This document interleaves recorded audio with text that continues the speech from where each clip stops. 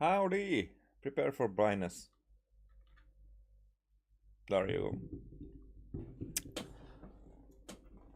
That's blindness for you. Okay. So, yo, that's why I'm here. Here's your 2 magic tonics. Yeah, Jean and Kaya. Why, thank you, young lady. And might I add that you're looking quite lovely today. Jean, come on, take a seat and let's have a drink. I ordered one for you as well. Oh, thanks. But is this really appropriate? I mean, I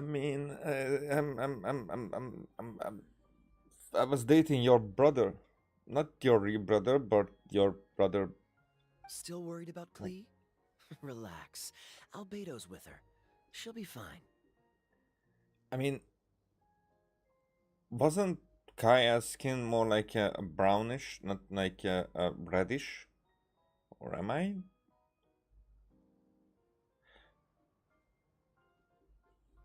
Because she, so it looks like sunburn, like a pretty bad sunburn.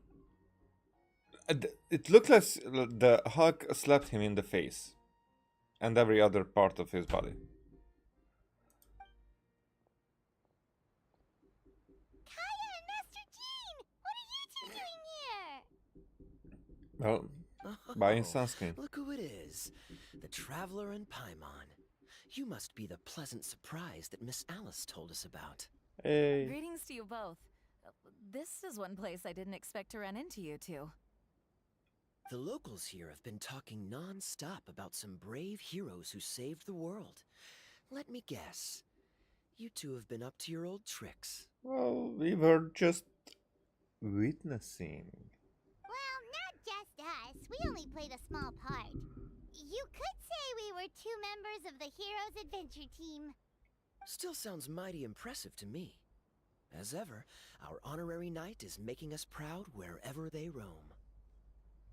But we are not the heroes of the story. Would you have guessed that? Did I hear you talking about that recently? That's right. We received a letter of invitation from Miss Alice, proposing that we take Klee for a vacation in Fairyland when work dies down. So that's how Klee gets I into wasn't the sure story. what she meant by Fairyland at first, but if my eyes are not deceiving me, she was being quite literal. Klee ran off excitedly as soon as we arrived. I'm a little worried about her, but Albedo insisted he would look after her while we do our own thing. We could hardly say no to such a considerate offer, so I took it upon myself to bring Jean to the nearest tavern we could find. Any excuse for a drink, huh? Well, we are on vacation. It's only fair that we get to indulge ourselves a little. You're right. I should make an effort to relax and unwind. It's It's like- what Miss Alice would want, after all. It's like what you always try to do and never be able to. Wait, Kaya? What exactly did you order from the bar? The house special, of course. Best way to get a taste of the local culture. Why are you making that face, Paimon? Nothing. I'm just perpetually amused by your lifestyle, that's all. Go on, drink up. Yeah, because Paimon did not like that taste. Something tells me I need to tread carefully here. Let's see, it's got a lovely color, but how about the taste?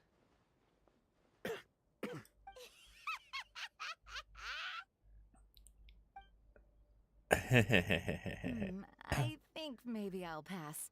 But it's such a shame to waste it. All right, Paimon. Well played. Well, Paimon got burned too, if it's any consolation. It's nothing personal. Oh, by the way, we weren't the only ones who got invited here. I saw Kale earlier. She didn't see me, though. She was making a beeline for that big tree. The Kingdom of Breezes and Bells, you mean? Oh, this is turning into a huge reunion. Maybe we should go say hi to her. So then Amber is here? All right.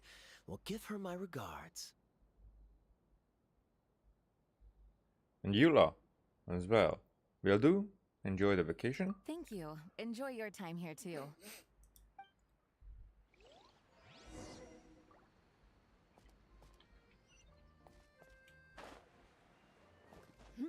So this is some kind of aftermath.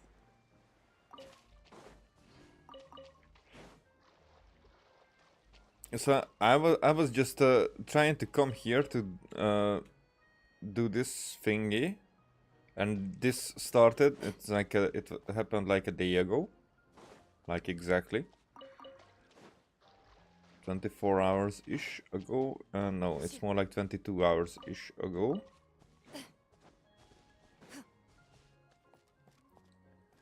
So I was like, okay. And that's why I don't like these automatic quest triggers, because you cannot get out of it. And I know it wouldn't make a difference if I wasn't streaming, but I was. I mean, not then, but the story. And because I wanted it on stream, like recorded. Huh. Such a stupid concept, huh? To make it like, do you want to start the freaking cinematic and the quest and whatnot? I mean, not the prompt. I would be even more right with the prompt. It's more like, there would be a fucking quest if you go too close.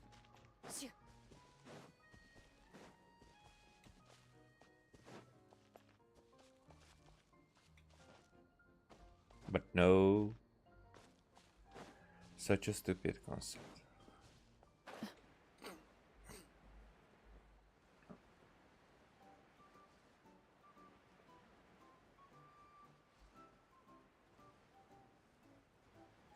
Like this way, I can see that there is this freaking thing. The problem was that it was. I think it was the problem, but I think it was like if you get to the next day, then there will be a quest or something. I don't know, but I did not know that there was a quest.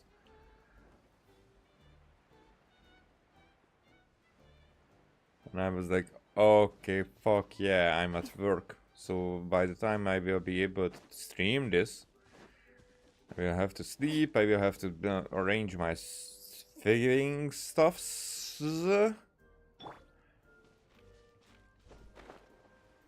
I should have teleported fucking Kole. Where are you?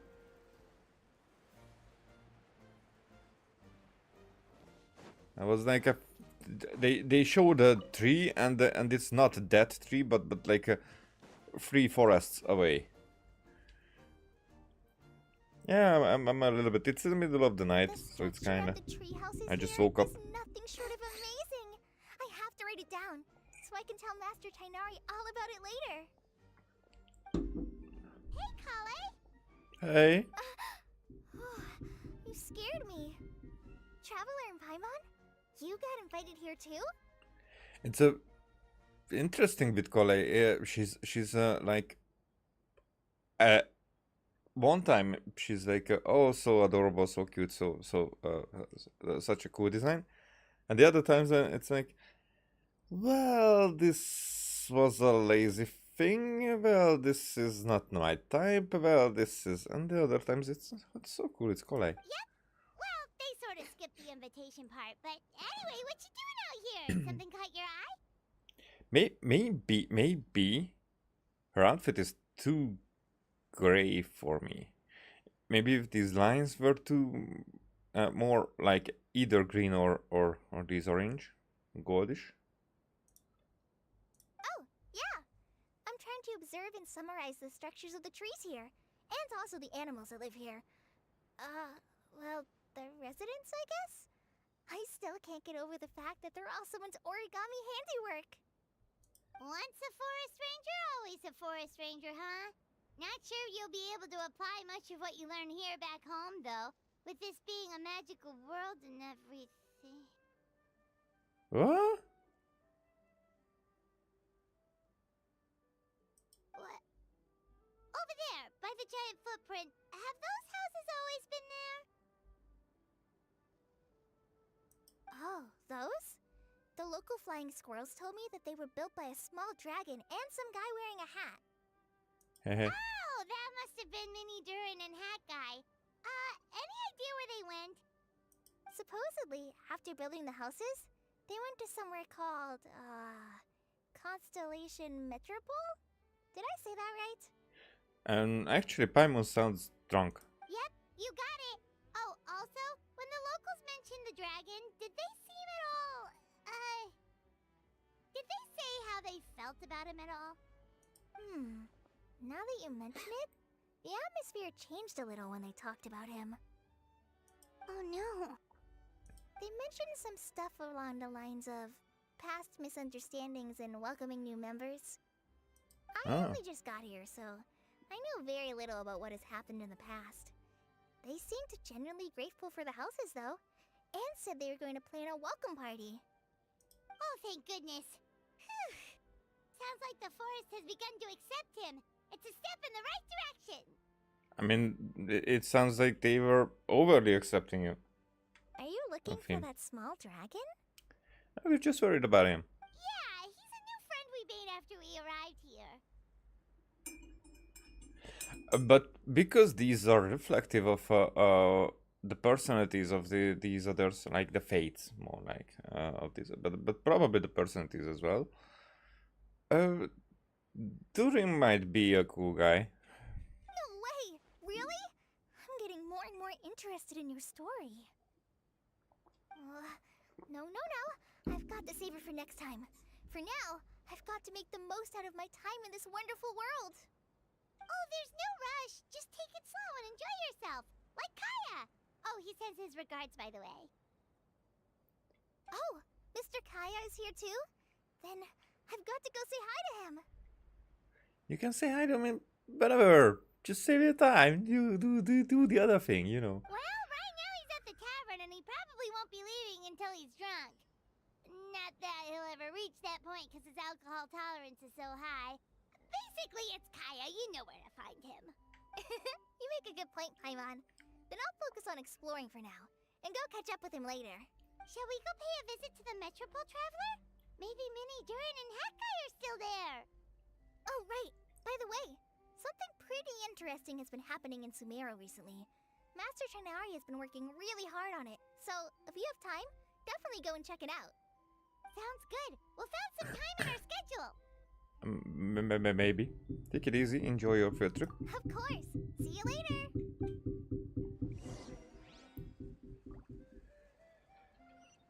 Constellation Metropole.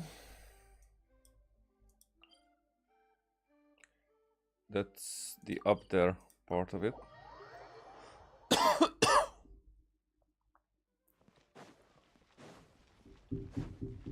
Yo, Mona. What? Are my eyes deceiving me? There is no way. I can't believe it. Hey, Mona! We heard you muttering from a long way away. What's up? Oh, is your scry glass acting up again? Oh, it's you, the saviors of this world. My scry glass is fine, but I'm not sure I can say the same about my eyes. Look! Look at this statue! What? Is it broken or something? Looks fine to Paimon. That's your master, right? AKA the goddess of prophecy? I refuse to believe it. There's no way that old hag looks anything like this. Oh, she doesn't know. Maybe she did when she was younger. When she was younger. Oh, actually, now that you mention it, this does remind me of the fashionista phase she wrote about in her diary.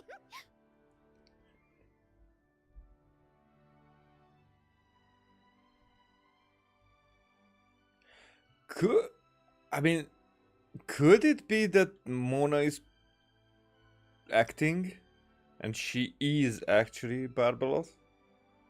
Because that would make they would do this kind of fun. That they are around everybody. But at least some kind of avatars, receptacles. I mean, Mona is for Barbaros, Klee is for Alice.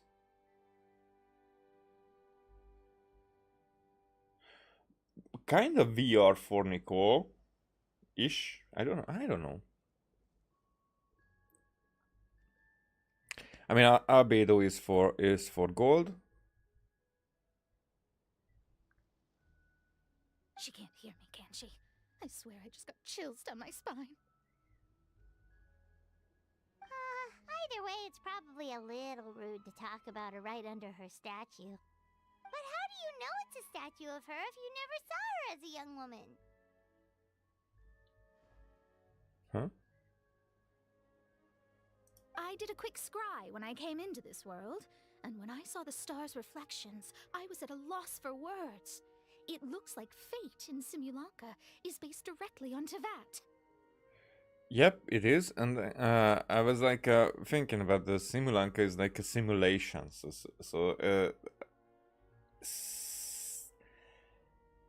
This world, why does this exist? It's like, think about this. When you're an engineer, and you have an idea that would work, that would be a grandiose idea, a very big one, and it would take so much time, so many resources, so much effort, and you're like, okay, but it's based on a theory. Will it actually work? So let's do it this way.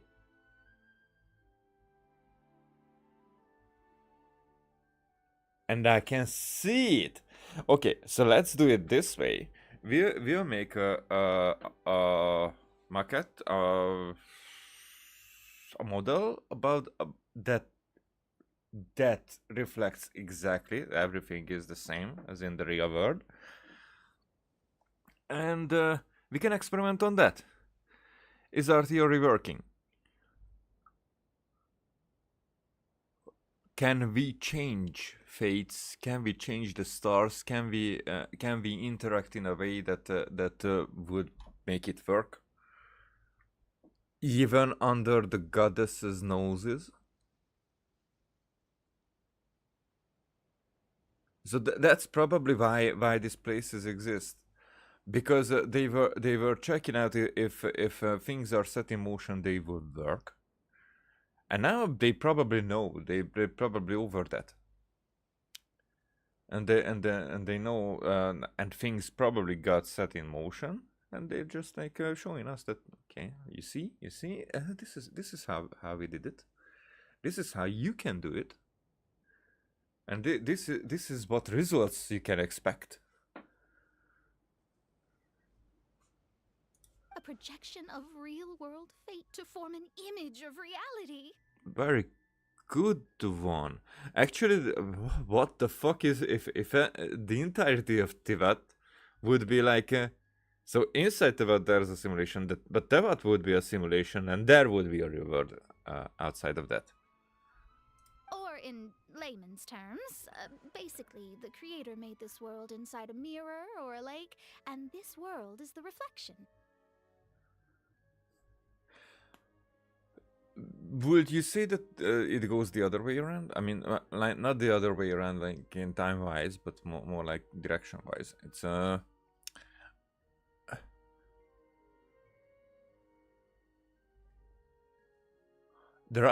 reflection of a reflection wouldn't be real, but would represent the reality better.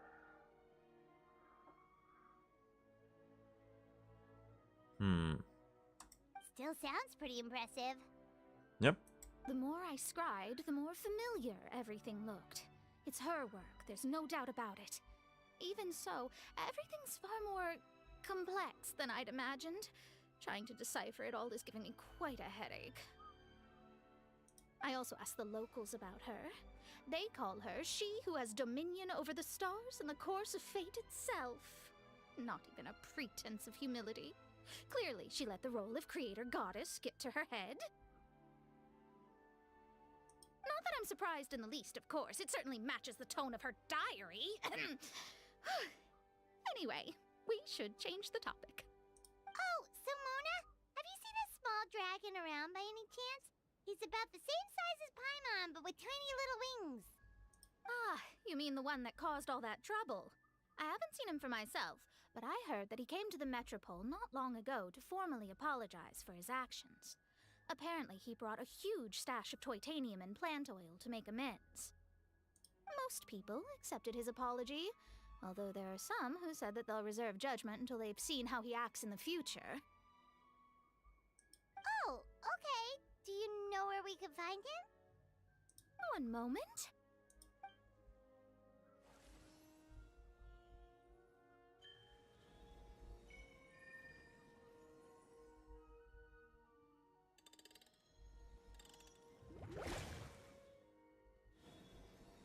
Every time the same animation. It's still like if it's new. Ah, it looks like he's at the Broken Sea. There's a big group of people with him, too. Cool! Wanna come with us? We can introduce you? I think I'll sit this one out. This might be the closest I ever get to meeting the old hag in our youth, so I think I'll spend some time seeing what else I can glean from her grand design. You guys have fun.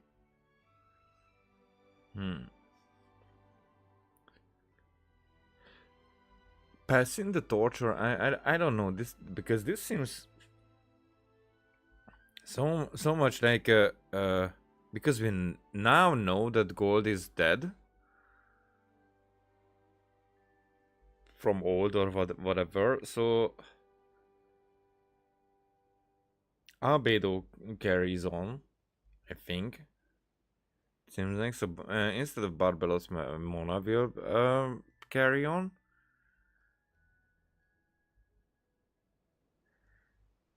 It's interesting that Gold could not see the end of her work, but so just to be clear, that was one of the sinners.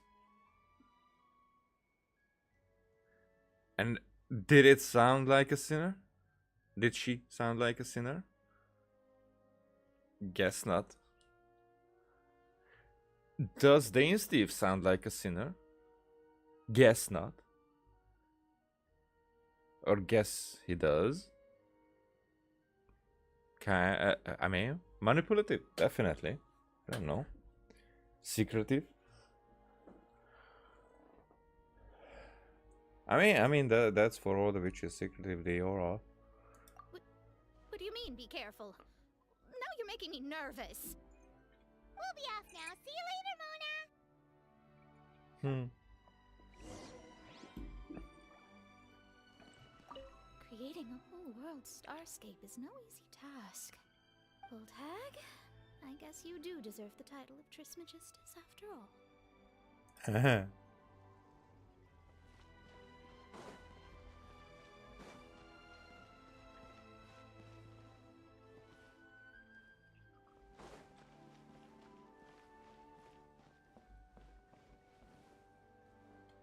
Not here for that.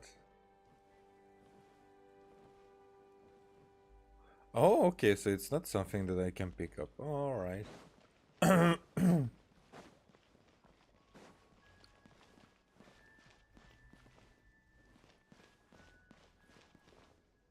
Okay, so there's one biggest one.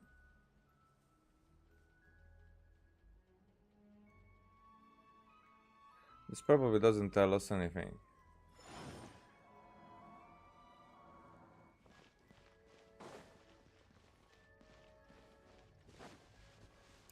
Alrighty. At this point, I could go with the rest. The thing is that I need to leave for Fontaine a little bit.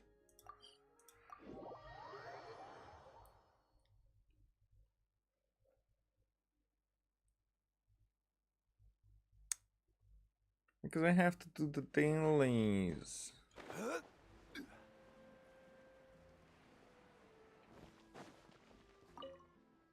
Oh, you're not even...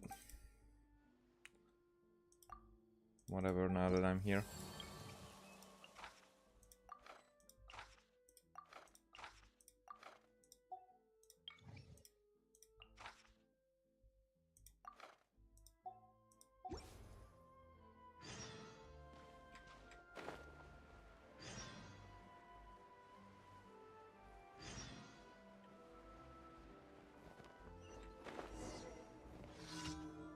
Hey, lots of customers, blah blah blah blah blah blah blah.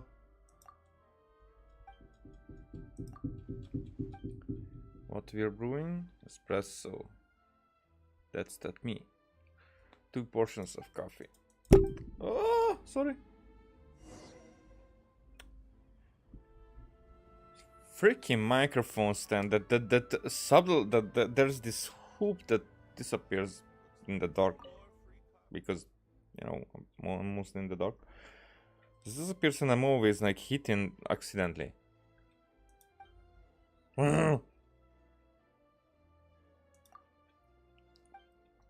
Whatever.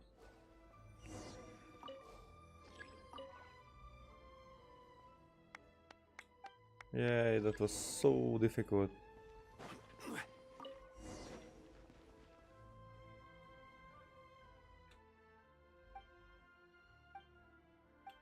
Okay, next one.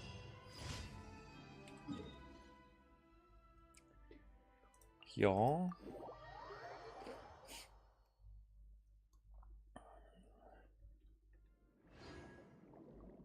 Is it going to be a crabby thing or a swimmy thing?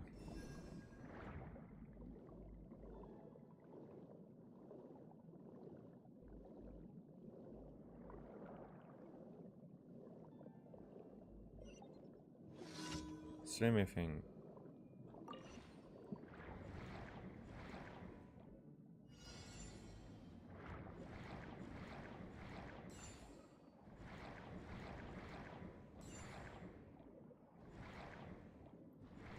Are we there yet?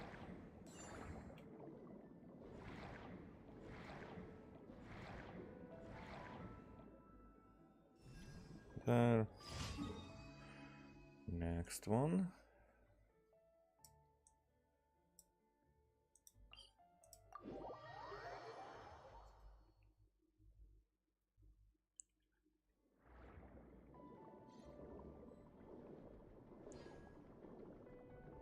This is going to be a crabby thing or a swimmy? Crabby. Crabby.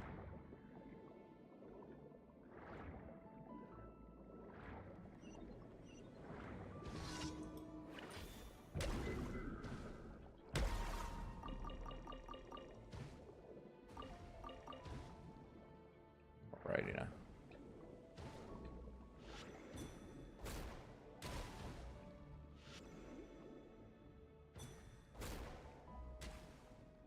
Where's the third one?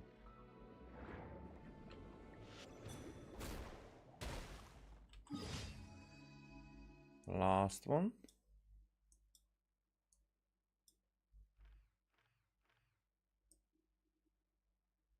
There you are. Alrighty.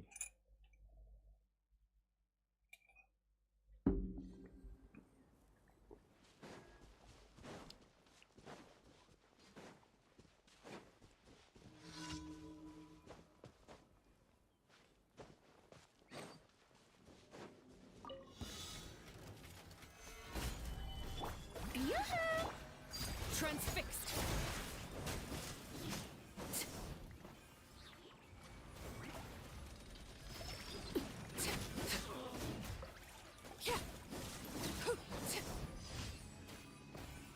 Okay. Then... So daily is done. Let's do some of these. Because the resin is also there.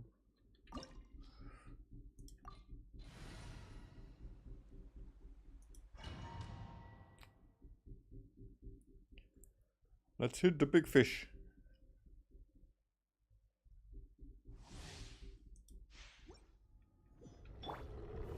Stabilize.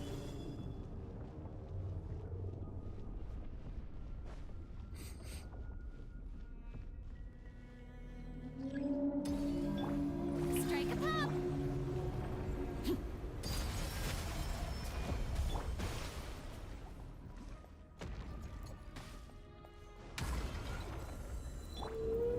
Solidify.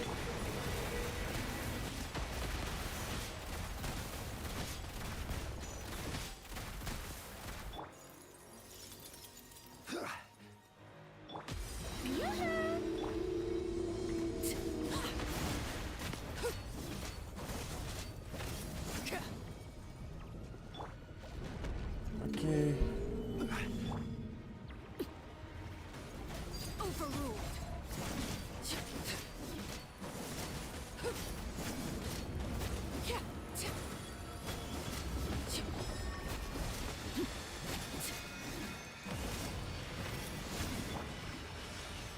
I think with food and whatnot, I would be able to finish the guy early.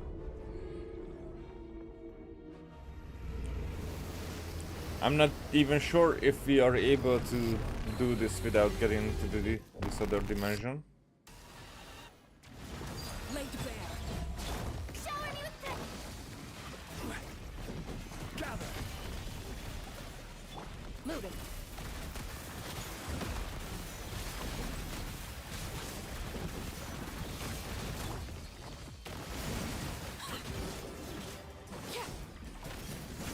This is where you fall. Overruled. Solidify. Eh.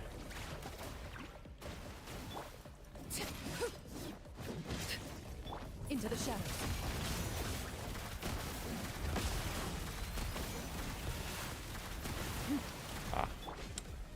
Hit me! Why did you hit me?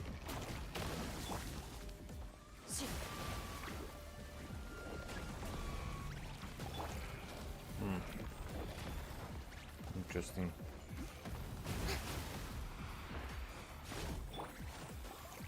Gather. Laid bare. I don't know how I was like, whatever. These mechanics, I still need to learn some stuff about it because that was not something that I understood with Alakino's skill. Ready.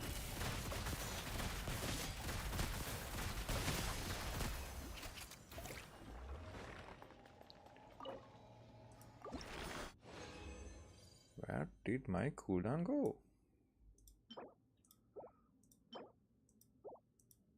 It could be something very trivial. It's just I didn't get why I had not have my skill up and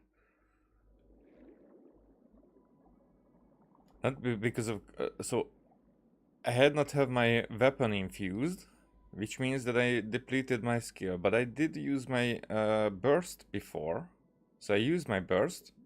Then I think I used my skill, but if I did not use my skill, then it shouldn't have been on cooldown. If I used my skill, then it should have been able. I should have been able to infuse it.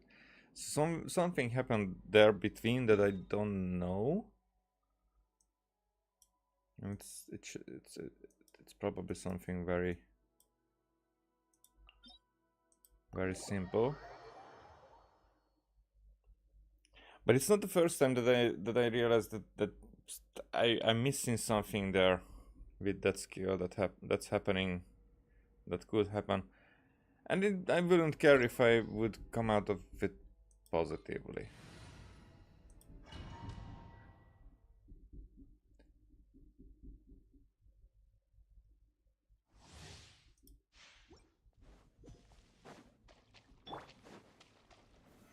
Solidify.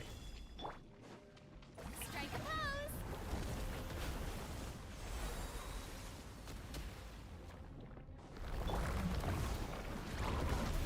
Moving.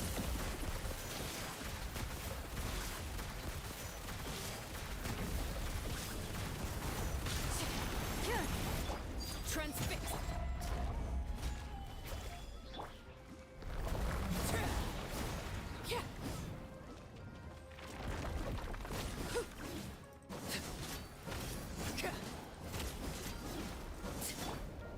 Gather.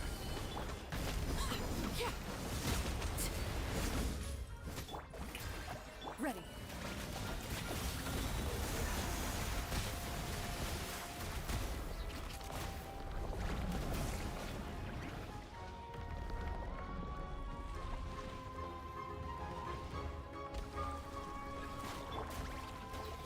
Overruled.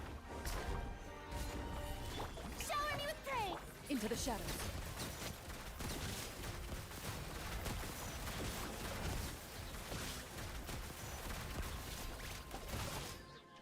Stand to testify. Stabilize. Okay.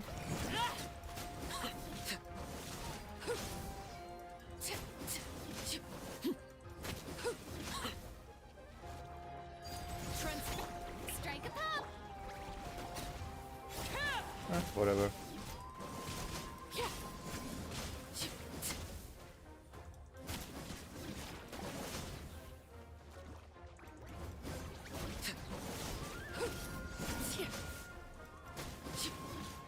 Ready.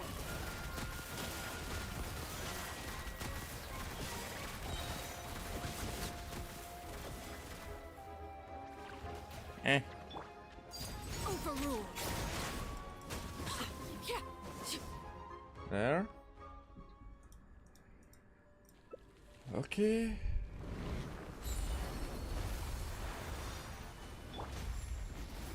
Solidify.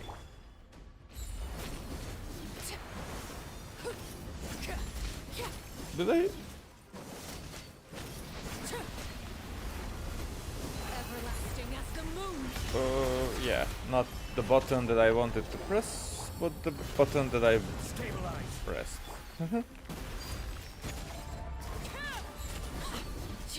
But what did I press to?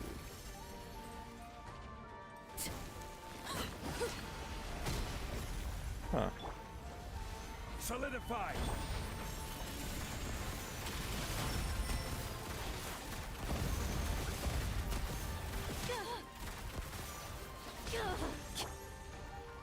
Order guide you. Gather.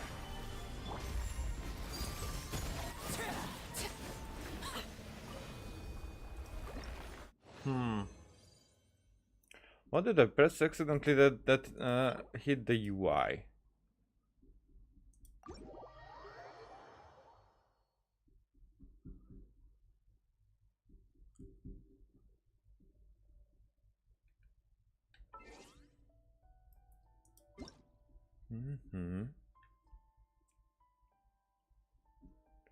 Combat camera setting, camera horizontal.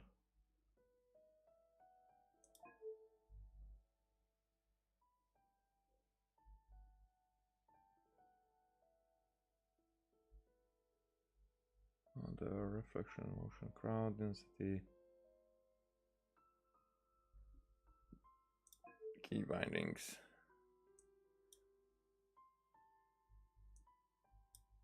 Menus. Hide main menu. I know about this.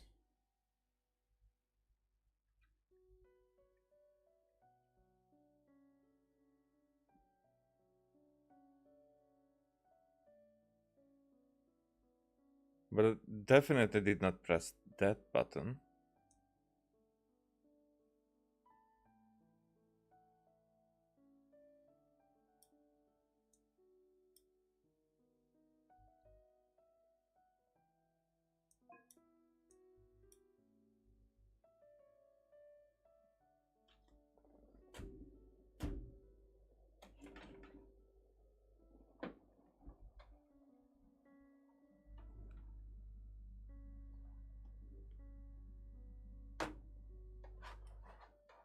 Huh.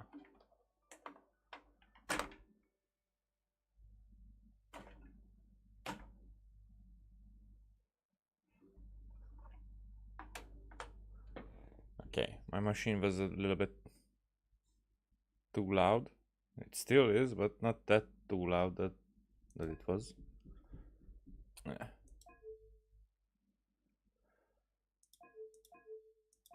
I don't think that there are others. Hide main menu. Wait. It's off.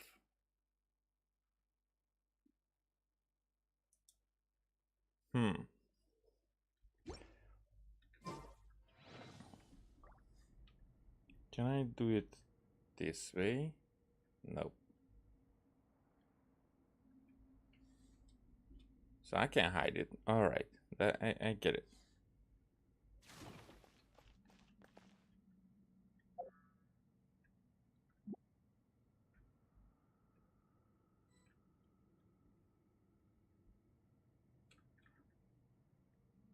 I don't know.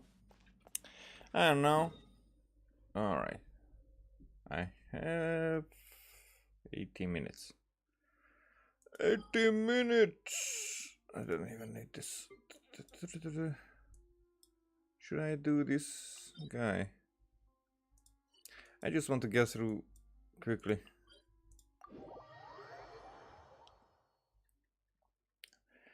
I'm taking up too much time.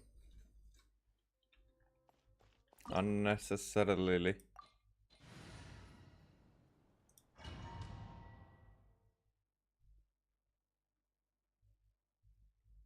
This opportunity is quite hard to come by. Well, Yeah. amuse me. Surrender is a valid option. I promise I'll be gentle. Not bad, not bad. Not bad. You've got a trick or two.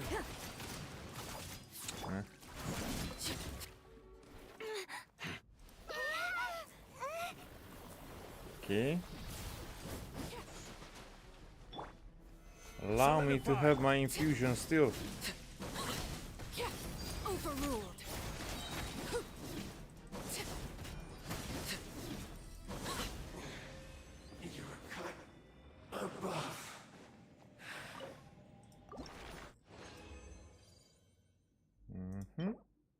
Nothing. Nothing. Who would be next? There's still only place for one. Let's do it with this guy.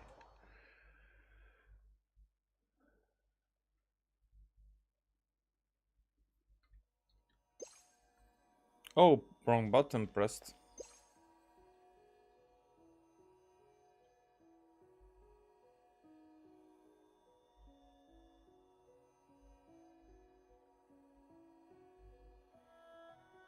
What?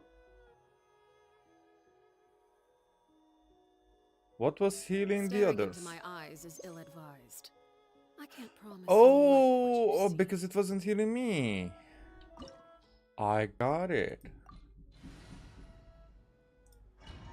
I was like, is there a healing source here?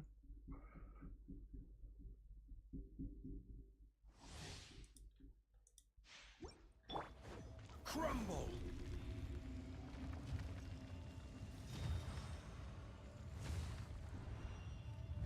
It is time, Morax. You see, We settle my this pillar now. remained. Laid bare.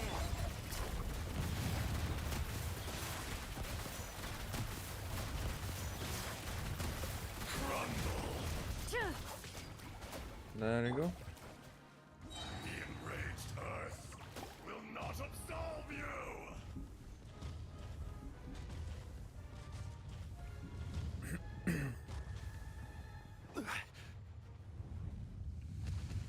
Today, you witness your reckoning!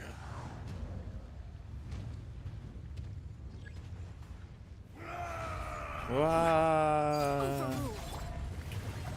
Loaded.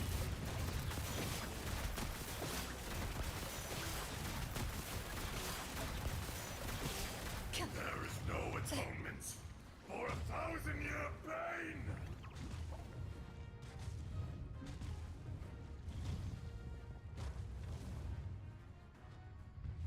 You stand upon your tomb. Do you know it not?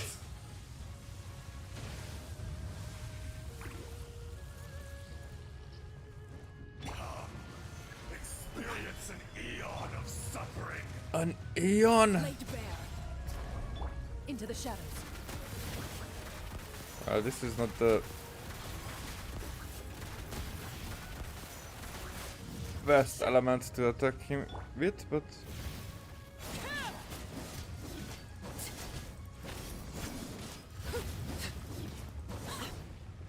come on. Overruled. Solidify! Strike a pose! Ready. Thus!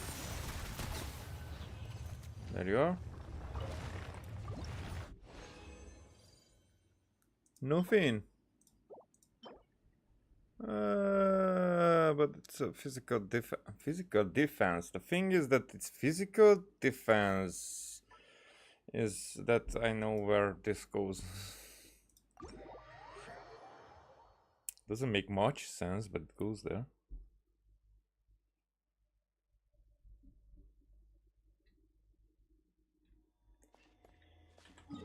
Alrighty.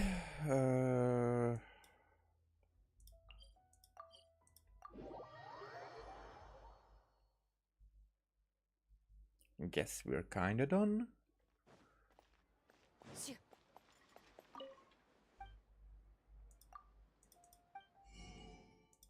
The milk.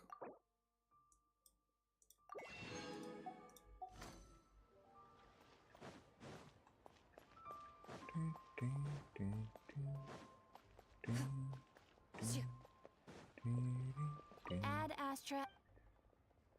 Thank you for complete. Ad Astra. Yep. And cream will dispatch again.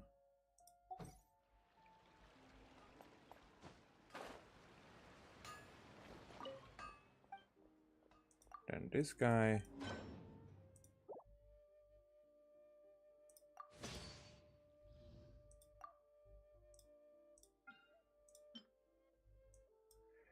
I have first day vibes. I mean, like changing from Thursday to Friday vibes. So basically Friday morning dawn vibes. Okay, what the dailies are done. These are done.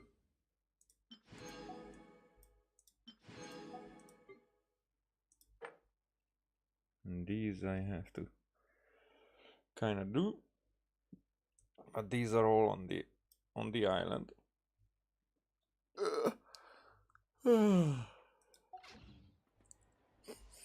So let's get to the island.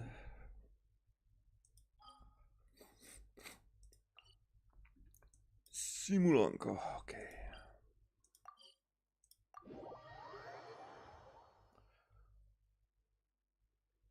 We'll probably be streaming a little bit more.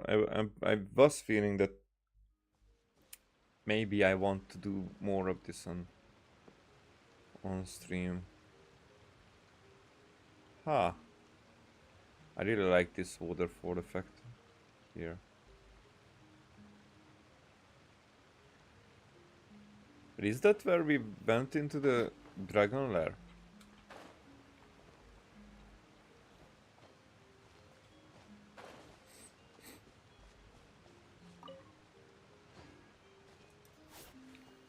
Okay, this does nothing.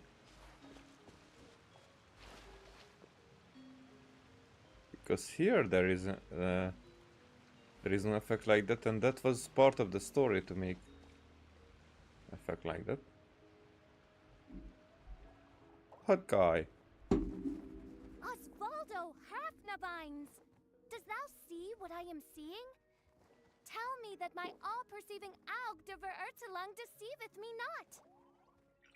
All perceiving Aug der Verurtelang. Really? Your eyes see true, mein Fräulein. Very well. Then, as sovereign ruler of the Immenachreich, I extend to you both my greetings, O Night Dragon from the land of the Thousand Stars, and his hat-wearing servant. His hat-wearing Who servant. did you just call a servant? What mein Fräulein means to say is, hello, Hey! it's a pleasure to meet you. These two have met, you know. These two have met. Pleasure to meet you too. But Hakkai's not my servant. He's my friend. Now you're over-explaining. Hot guy, Mini Durin! Found you at last. Whoa, and Fishel's with you too? Oh, greetings, Outlander blessed by by the Epilogue.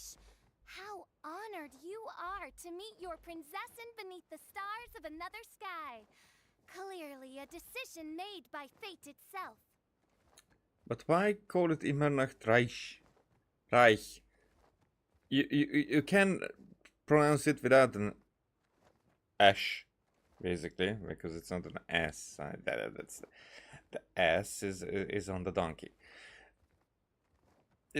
There's no sh sound. I echo your sentiment, Your Highness. It's great to see you. Yeah. This honorary knight! Hey, Klee. Dana Abedo is there. Yay. Greetings. You both look well. Hey there, Klee! Have you been having fun here? Yup, loads and loads of fun. There are so many cute animals and a magic train that was really long and a huge, huge castle and a king lives there and everything. Okay. I'm making parallel now everywhere. So let's have a parallel here. Klee. Alice is the which one was Alice? I'm mixing up because Alice should be the goddess of creation, right? Then Barbaros is the goddess of fates, and who was the third one? And the goddess of prophecy. No, the Barbaros is the goddess of prophecy.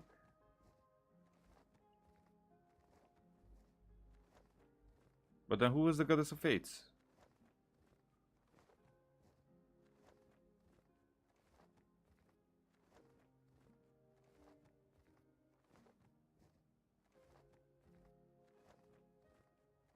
Rheindotter was the creator and Alice was the fates. Well, Alice was the creation.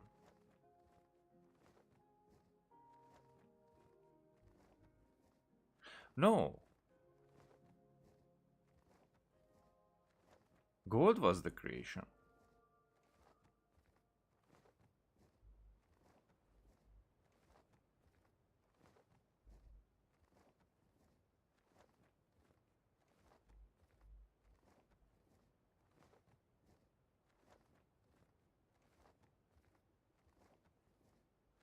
What?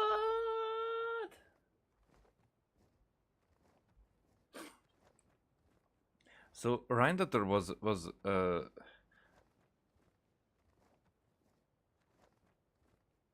so Ender's daughter was M.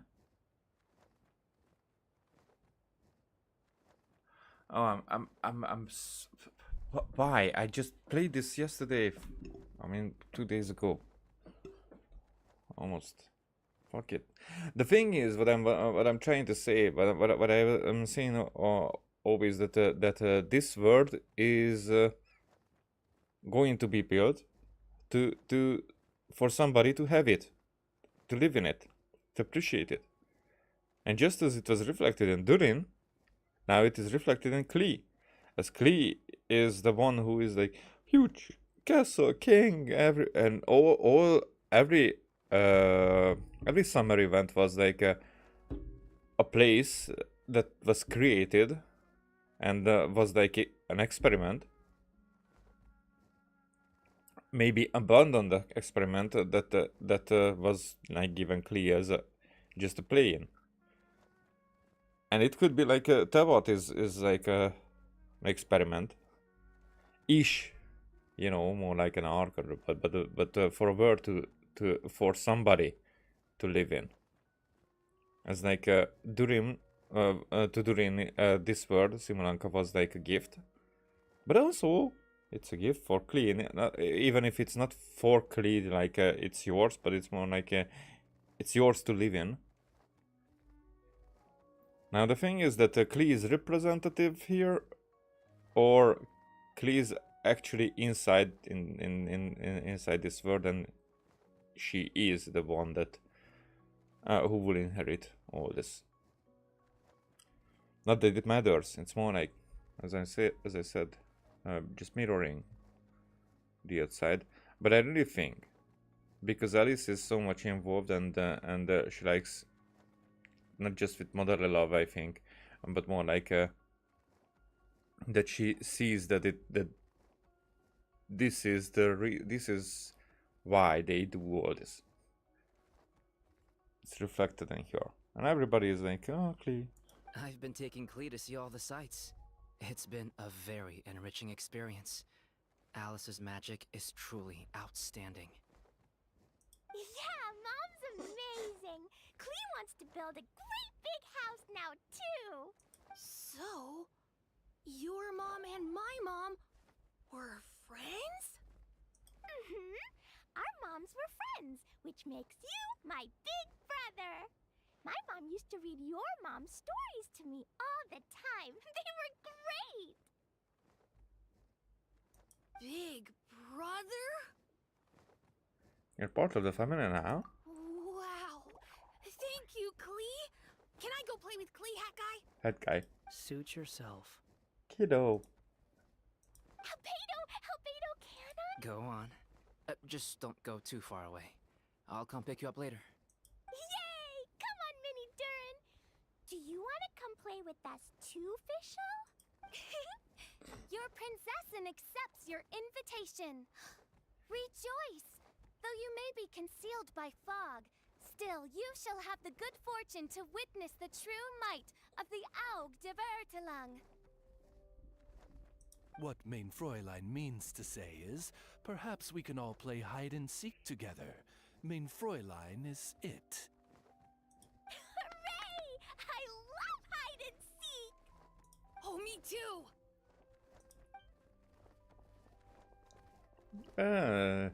To return That's to a our really slow previous flight. discussion, Mr. Hat Guy, you were telling me about a prophecy?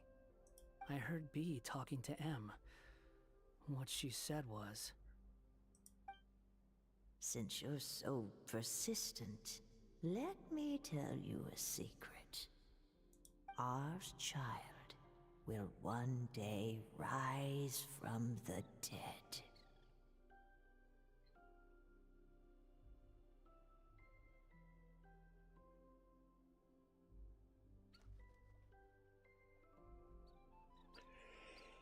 Okay. Okay. So Durin is the one who will be revived. Now, but now it's there. Now we know it. Now it's not a question. I was, but really, even the resurrecting Nibelung was like a stretch for me. I wasn't having it. Like, why? You know, but Durin,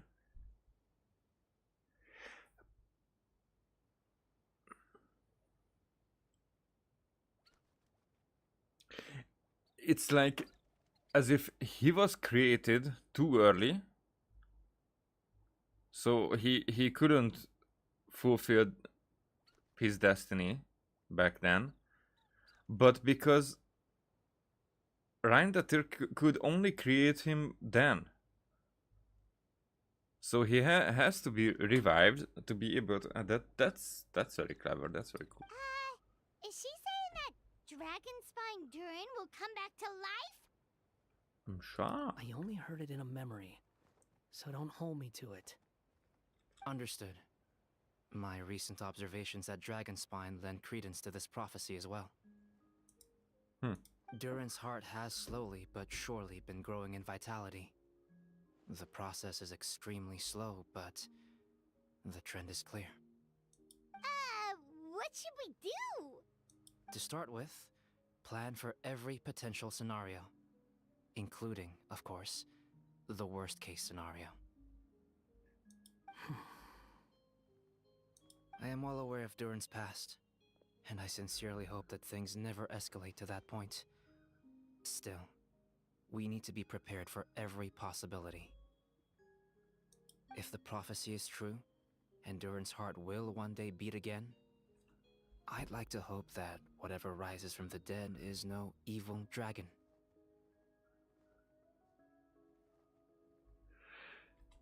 It's probably going to be not a dragon, but a person, like in human form. He will come into human form, like in Novelette. The question is more like,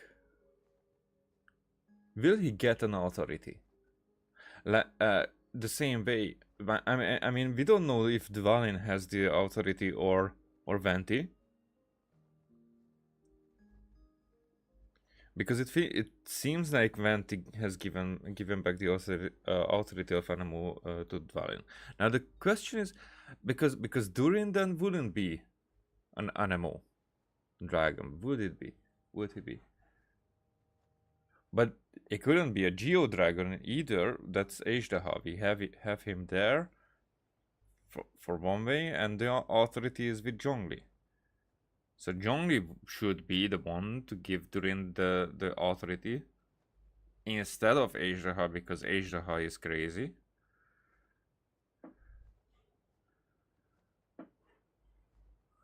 But should Durin be...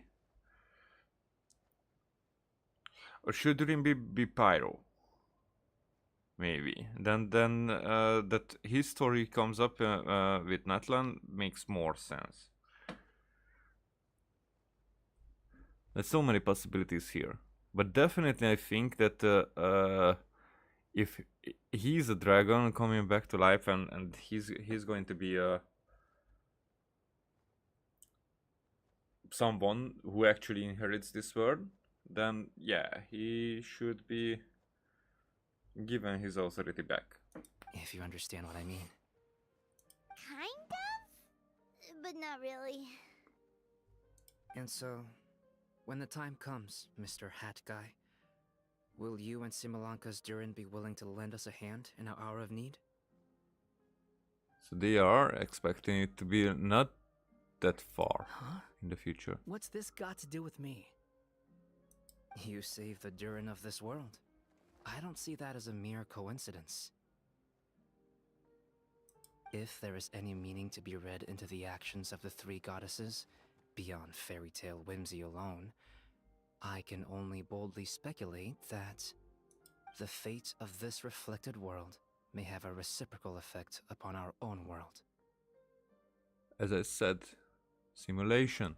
If Durin of Dragonspine will soon come back to life, we will need many Durin's help, as well as yours, given that your fates are now intertwined. Well, that's a nuisance. To be sure, it certainly won't be easy. Albedo! Albedo! There's a flying paper ship over there! Can we go see it together, please? Sure. 2 seconds, I'll be right with you. Please give my suggestion some thought, Mr. Hat Guy. Hat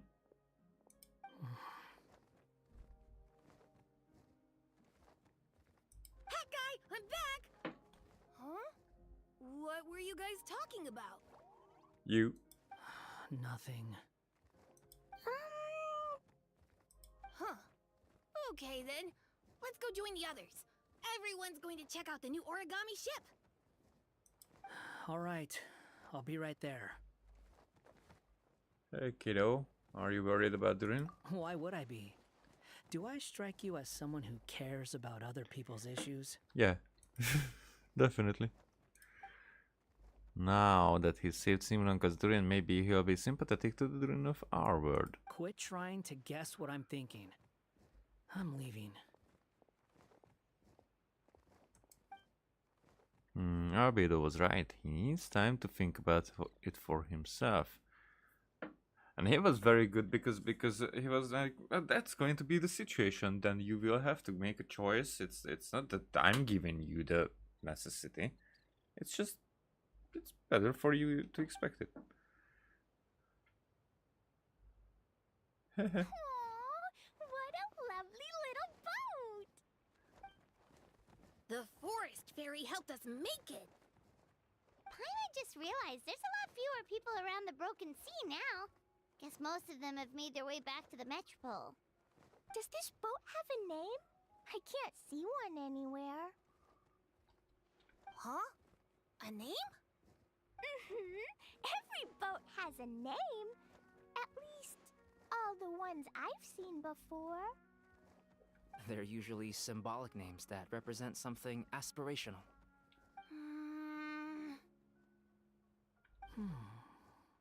Let's go with the Durin. Huh? You want to name it after me?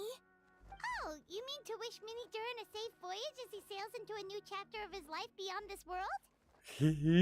That's a little bit too much. Your princessin approves. Let this vessel bear the name of the most esteemed dragon of the night. The Turin. Let's call it that then. Thank you, Hat Guy. Any other creative ideas? Also, can I ask you a favor? It's like the Durin. Okay, now tell me something else that you would like to name this boat. Like, yeah, tell me. Tell me that you don't want it to name it Durin. Tell me. Go on. Fuck you. Remember how Mom's friend said I should be able to leave this world? Well, I want to pay a visit to your world. Just a quick trip, can we? Huh? Now he doesn't want to. Is that a no?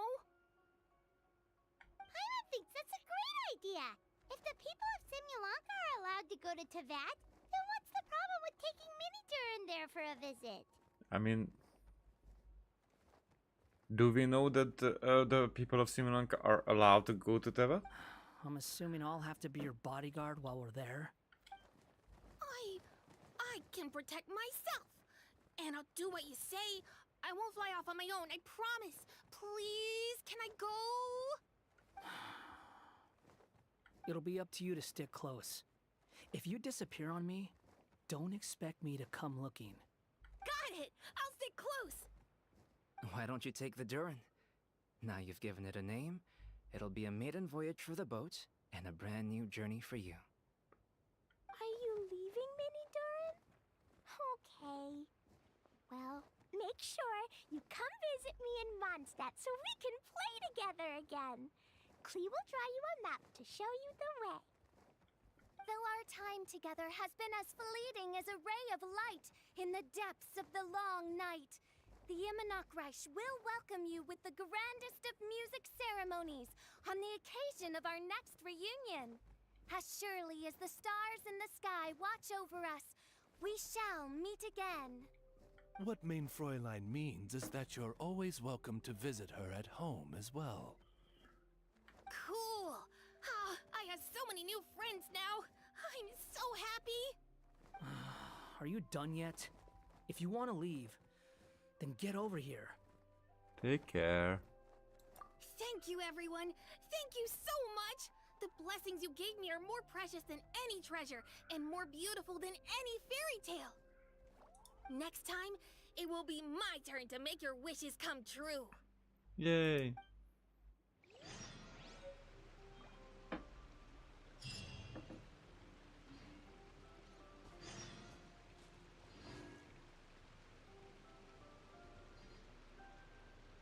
Oh, so this takes us to Metropole. But now... What?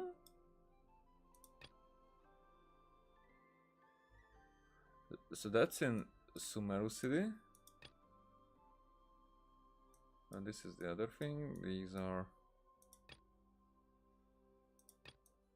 Okay, so I need to do these.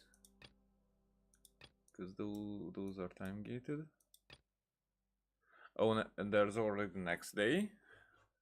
Okay.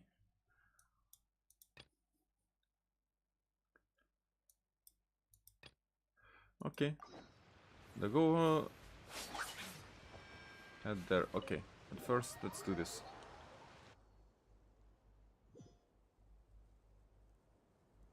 Oh, okay. So that just takes us here. Alrighty. But does that mean that...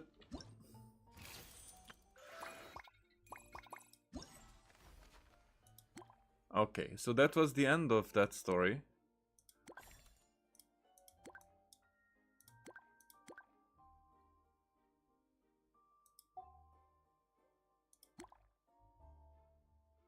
I don't know what the Kirara says. So that's the Kirara, that's the Kolai quest.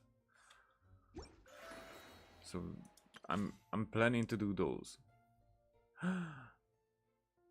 So almost finished.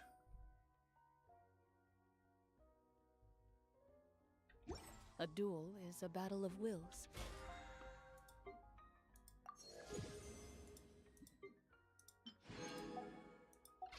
And the sword, an extension of the duel.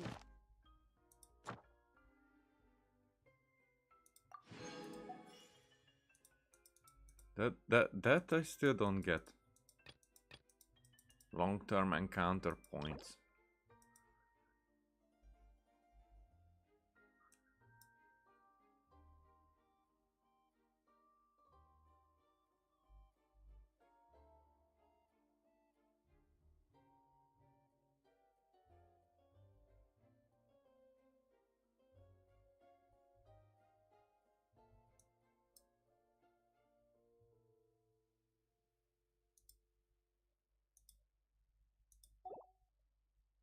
But I don't get it.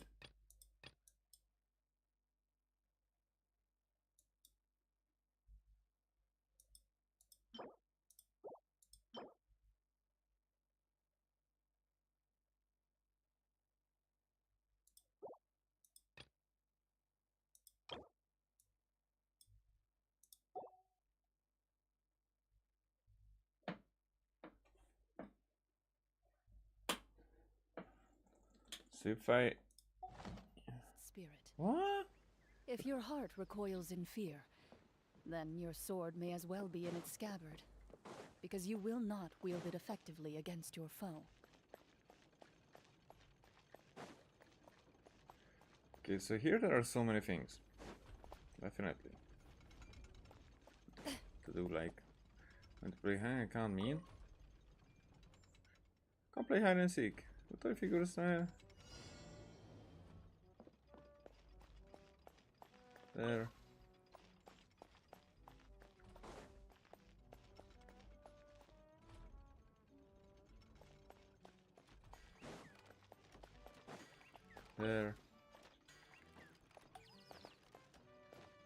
And there.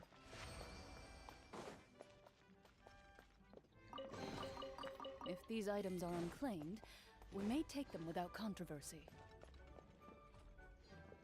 Okay, I don't know what this is about. You go and step.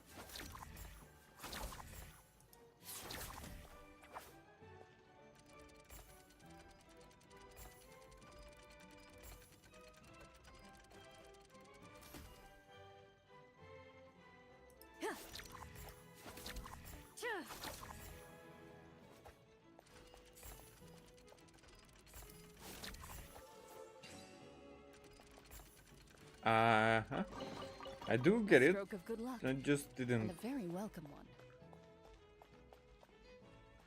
Okay, there's so many things. Why are primo gems on the border?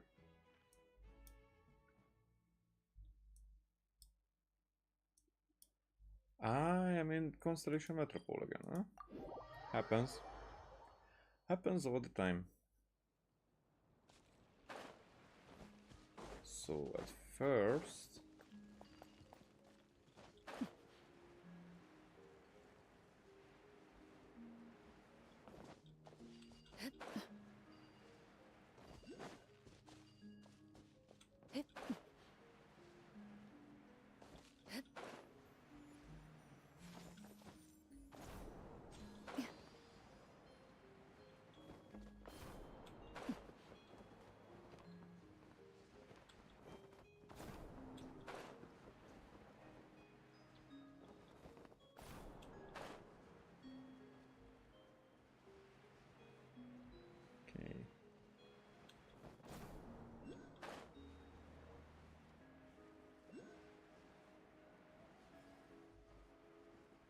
There.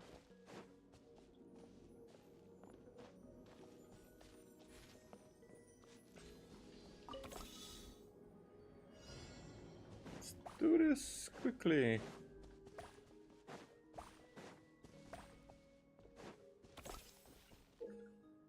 Use the interact button to bring your turtle flower to your side or install it in the installation point. The toy flowers will create powerful wind currents when attacked.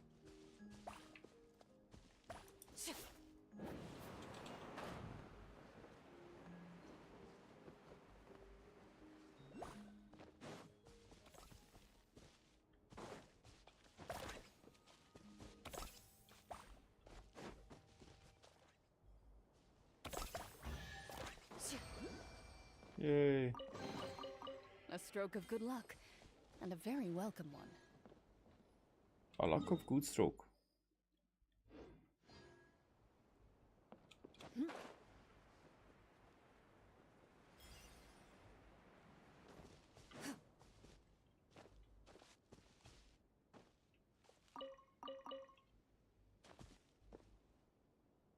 It's below me. It's baloney.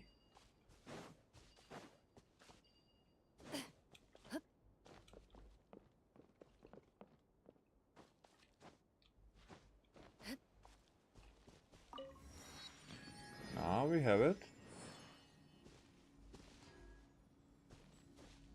So there's one below and one above. Let's go for the above first.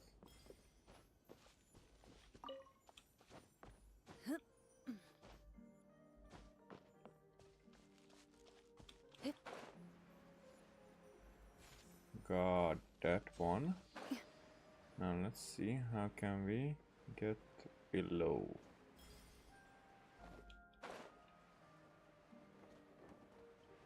There we have the below.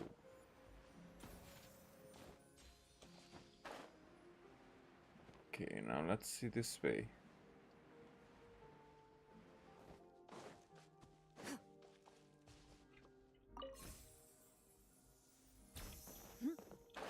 No, that's not what I wanted.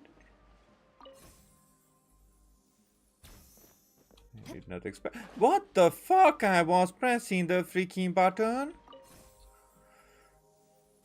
You see? You see? That was when I went through the freaking thing. That's cheat. So, yeah, what the fuck? Like, allow me to move. Just you see that. So, why are you like Lara Croft? Like, why can't I do this up there?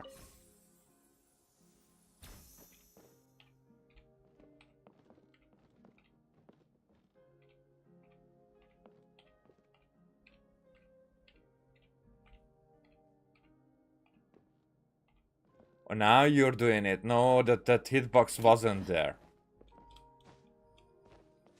Not even closely.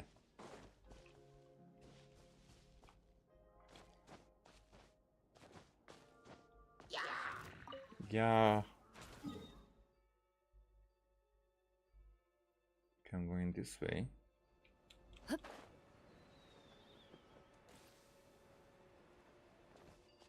Where evil lurks, shoot Yep, on that's sight. definitely what I wanted to. What the fuck? This section cannot be performed in. Fuck yeah. Then what? Fuck you, not yeah. What is it? I can't even. I like cannot use the freaking traversal option. Laid bare. Die, you fucking freaking things. You fucking why you have to do this? Why you make me kill you freaking Carians? An impressive bounty. And every movement is like exaggerated. Why? Why are you jumping down from everything? This is not my day. Can I finally? Will you allow me Hey, that was so freaking hard. I guess the difficulty is beyond.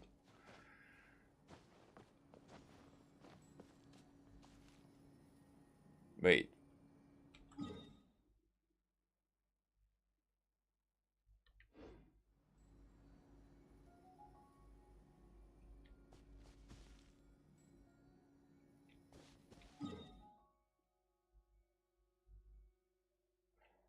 Huh?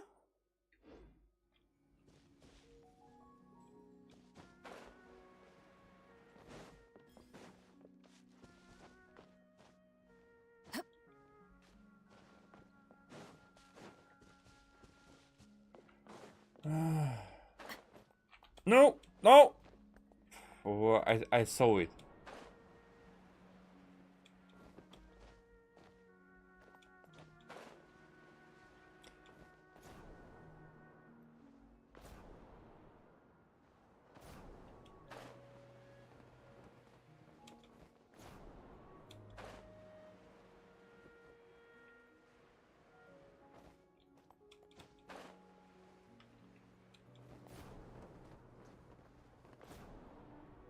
Huh?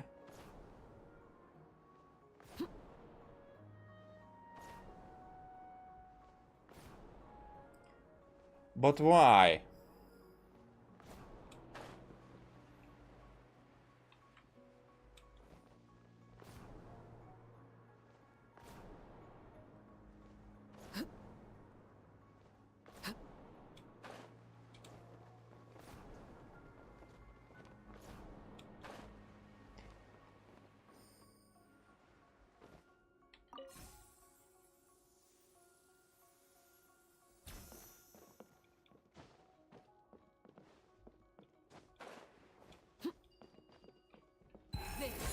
Ah, freaking thing. That's another game that uses that. Like every other game, more like.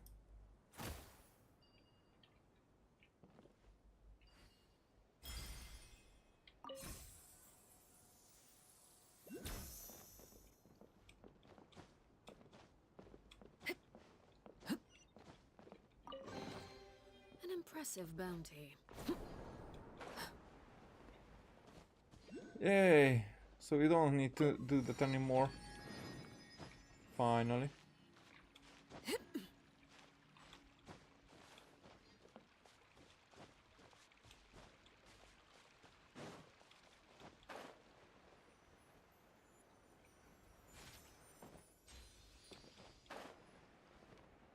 Alrighty. Guess.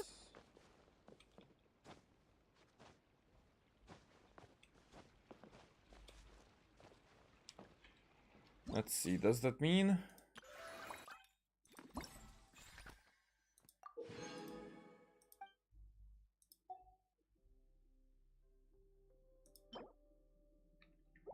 Okay, let's make that gadget.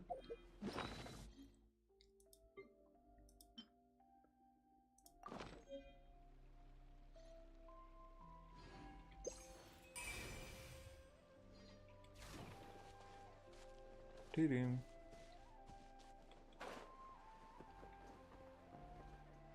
What does that mean?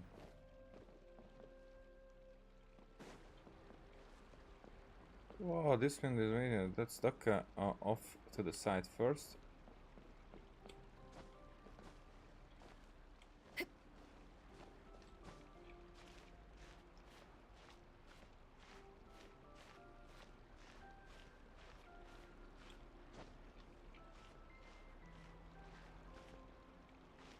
Is that there so I wouldn't be able to...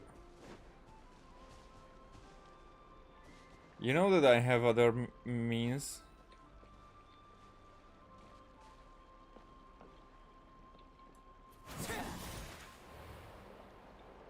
This doesn't work either. Okay, let's see. Let's see what tricks can be. Let's finish this quickly.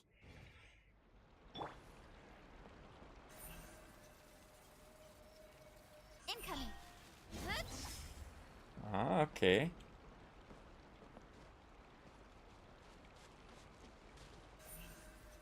speed of light.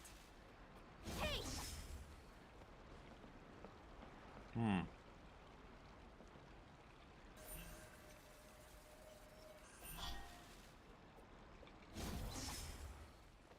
Doesn't allow us. Okay.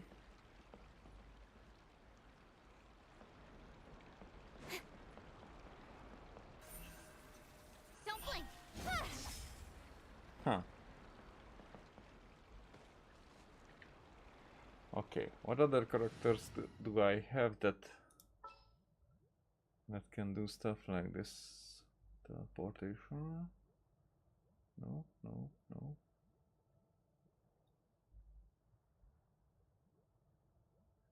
I mean, we don't even know that if Chlorine is able to. Duelist?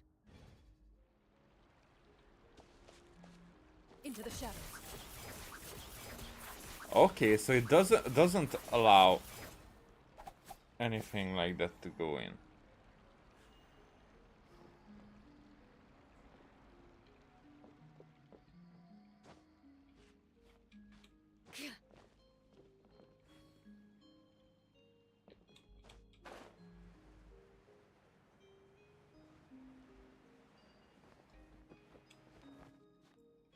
It's a good thing that I was able to grab on it.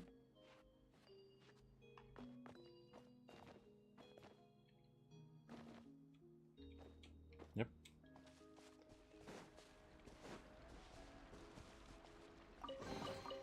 A stroke of good But that's luck. just a chest, that's And not a the very same thing. welcome one.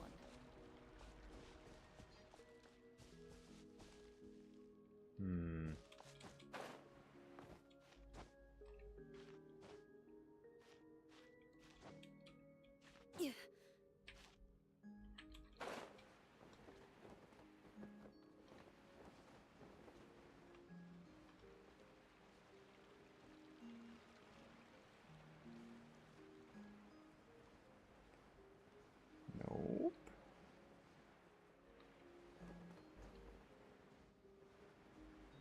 I cannot grab on that either. Haha.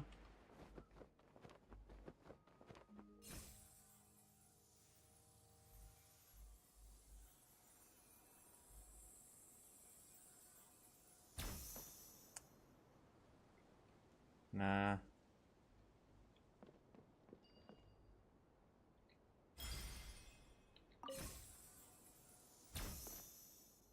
Where am I here?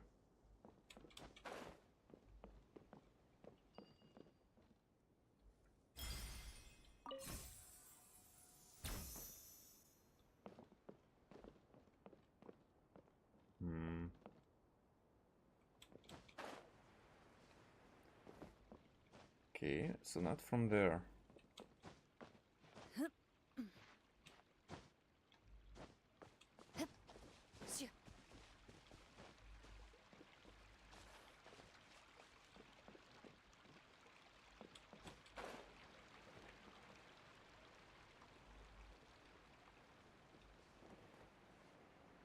Not from the side.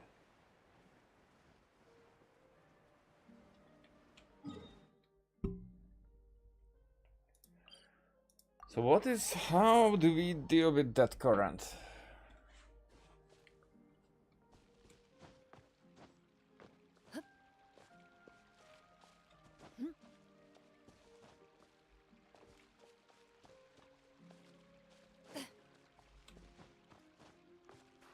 Is there anything inside here? Probably not.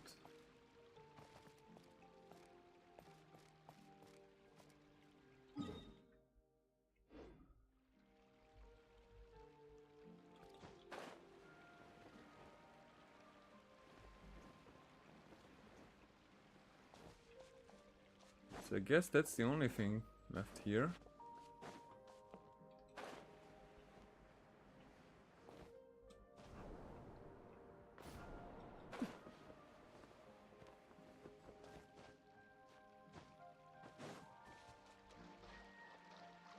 Yeah, that's on this side, right?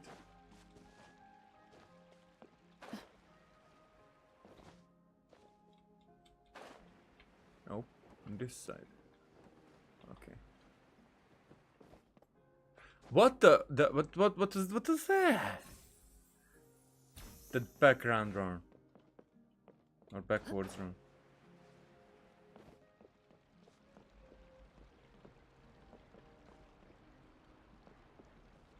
So what was Paimon saying that let's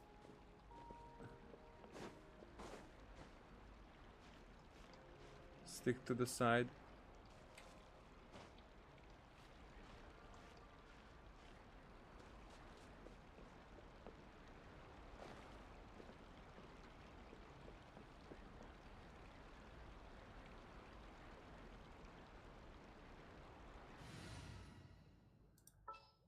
Huh.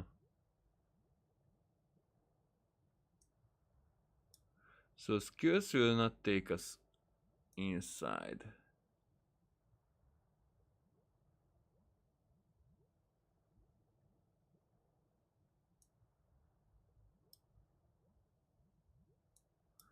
Should we be able to somehow?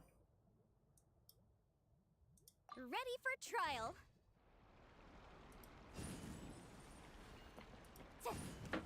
Yeah, that's an invisible wall there.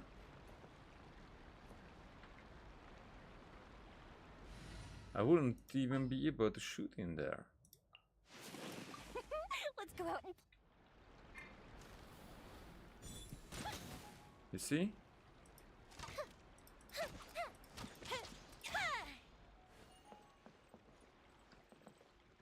So there's definitely something that needs to be done.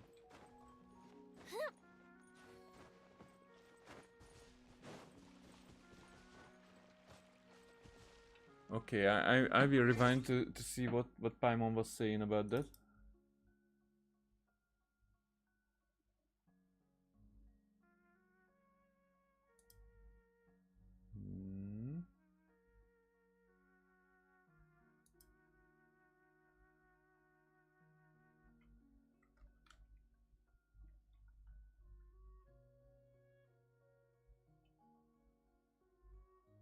No, further back.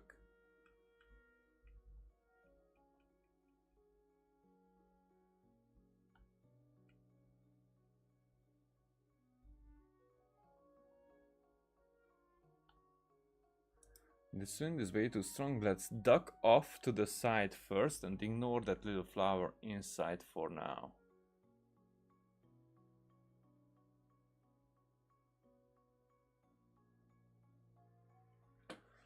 Let's duck off to the side first.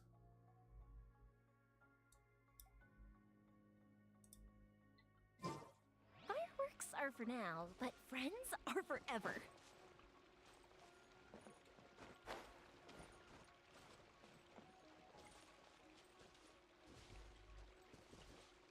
Why can't I sit on this?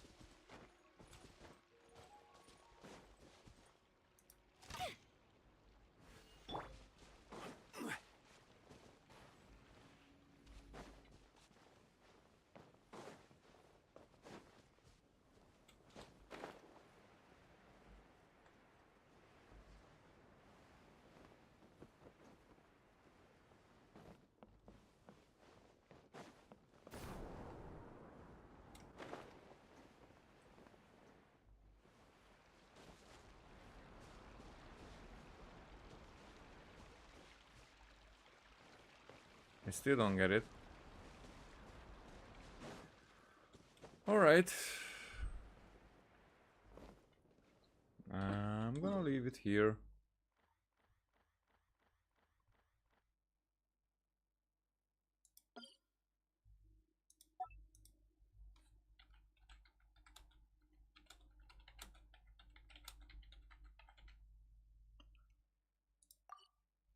Confirm.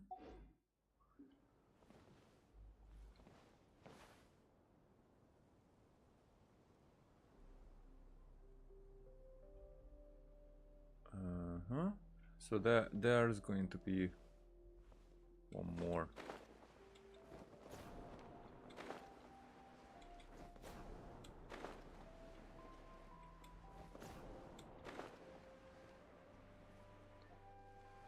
This should be enough.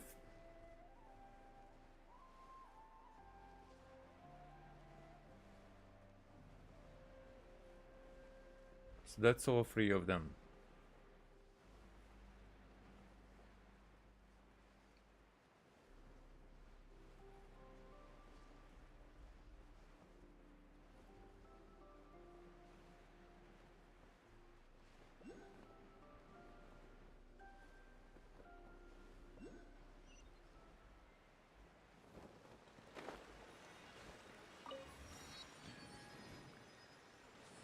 What you guys doing?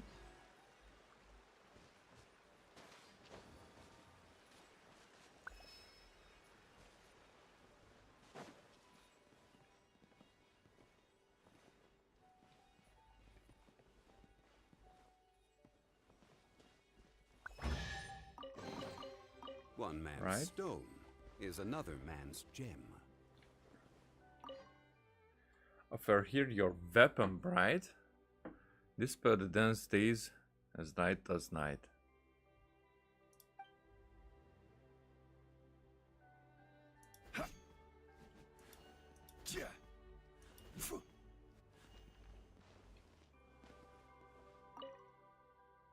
Offer here your weapon, bride.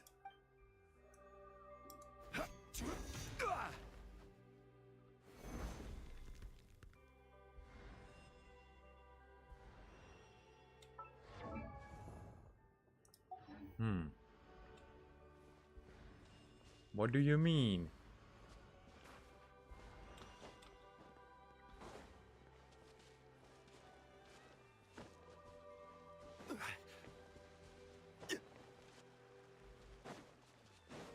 Okay, let's see your deal.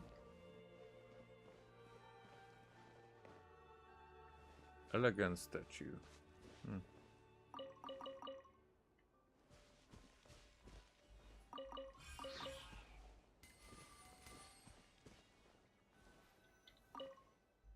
There is a tail this and below.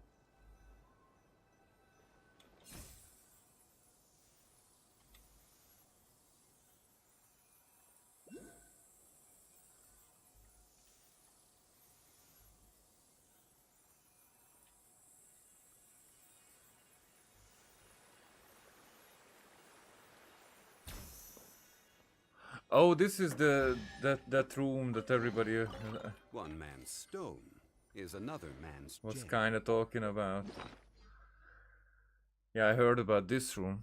Well, that wasn't that much of a secret. It's more like you should do it, but whatever.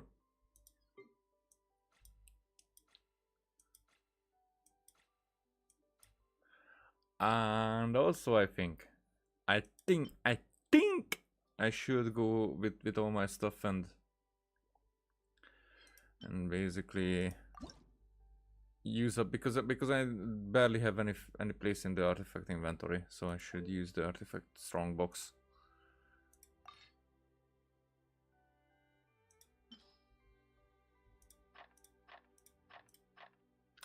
Okay, we're not doing this way. Yeah, let's do it that way. No, not even you.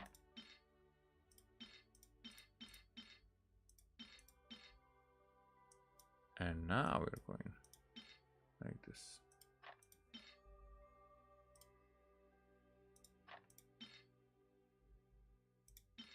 Ah, okay. How much? Ah, okay. Now let's do it this way. Righty.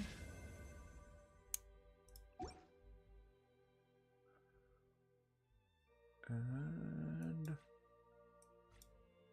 roll to 19s.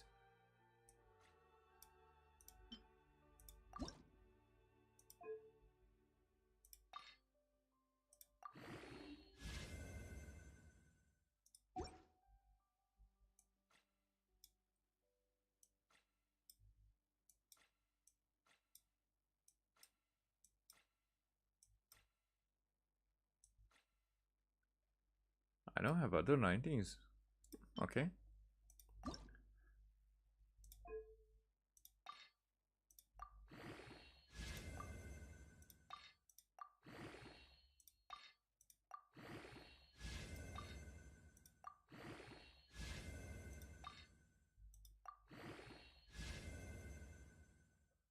Yeah, that was bold at the end.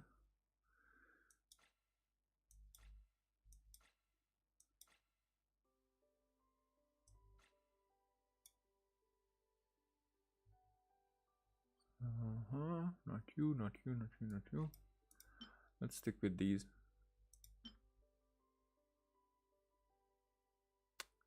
That's a very bad goblet.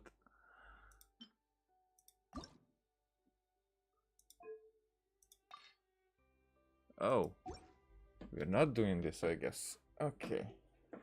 So still not even 100. Osmanthus wine.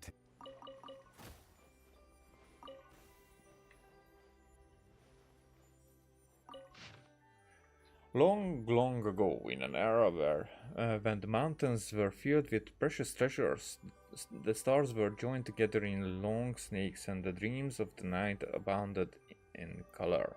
There was a little white toad, or a white mouse, or a white rabbit, perhaps. Never mind, that can be decided later. Who lived in this prosperous and tranquil town. All her friends and neighbors called her Snowflake. What was her original name? I'll have to decide that later too. Snowflake had a coat of pure white fur, as white as the never-melting snow atop a mountain peak, without a single blemish to be seen. Her eyes sparkled with the silent brilliance of the night sky, and her voice was bright and clear, as if a pair of invisible hands were playing upon a fine instrument, or as though someone was pouring pale golden wine into a glass. All the townspeople wished to see her every day, even if just to say hello. But overwhelmed by the people's adulation and bedazzled by shining jewels, Snowflake forgot herself, even abandoning her original name. Problem solved.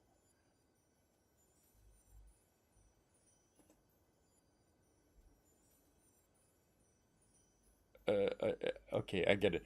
What about my greeting gift? Said Miss Snowflake, too lazy to open the door fully, with naught but the ruby bracelet on her slender wrist shining brightly through the crack. A troubled look came over the visitor's face, and with a bang, the little door was shut once more. The pure, noble, and highly revered Miss Snowflake returned to her dressing table to await the coming of her next sincere admirer. Her dream was to find herself to the perfect husband, but clearly only someone who already possessed the most precious treasure in the world could possibly be deserving of her hand in marriage. That day, a certain wandering Mr. Cat paid a visit to their town. He came from a faraway kingdom in the north and wore a coat of thick, well-groomed fur. Perhaps you might even say overgroomed, in fact, for if you got close, you could even smell that he had eaten for his last meal. What he had eaten for his last meal. My cat is currently sitting on top of me, licking itself. Has a really fishy smell. There was a wisdom in his emerald green eyes that was beyond anything common folk could hope to attain. The kind-hearted townspeople welcomed the traveler warmly. Within the time it took him to drink 3 cups of ale, he had already heard about all the town noteworthy goings on, whatever, and no less than 5 different weather forecasts for the following day. Among all the news, what most interested him was that relating to Snowflake. Where may I meet this beautiful lady? If I was you, I wouldn't bother. Why is that? Miss Snowflake has a penchant for rare treasuries. Over the past 2 years, she has become more and more particular. Unless you are in the possession of vast wealth already, you may as well give up on the idea sooner rather than later, for your own good. Hearing that, Mr. Cat's green eyes twinkled. Knock, knock, knock. Mr. Cat knocked on Miss Snowflake's door. To him, her house seemed a little on the small side. My greeting gift? A pair of listless eyes looked out at Mr. Cat through a crack in the door. Of course, I have prepared the most magnificent gift for the esteemed Miss Snowflake, which I trust will only make you more beautiful than you are already. This necklace is inlaid with agate from the north, pearls from the south seas, and amber from the west. It is my client's great treasure, entrusted by my elders. I have traveled the world in search of the most beautiful and noble person to present it to. It is a great honor to meet you, Miss Snowflake. I believe that you must be the one I seek. Please accept my gift. A flash of dazzling color shined out from the crack in the door as the reflection of the opulent necklace sparkled in Miss Snowflake's eyes. Not bad, not bad. Just about up to my standards, said Miss Snowflake proudly.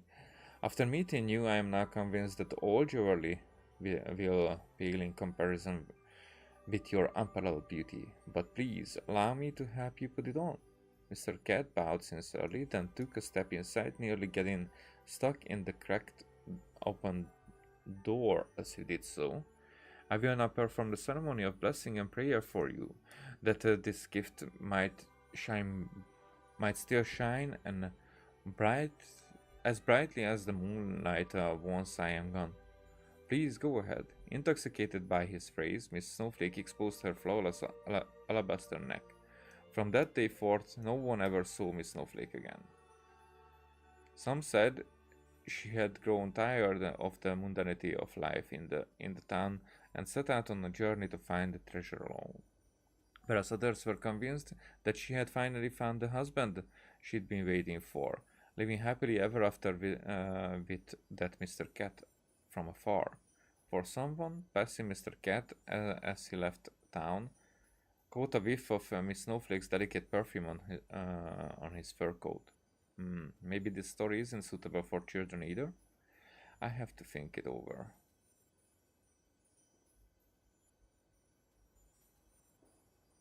Huh. Yeah, but it's a good tale, actually. It's like a fairy horror.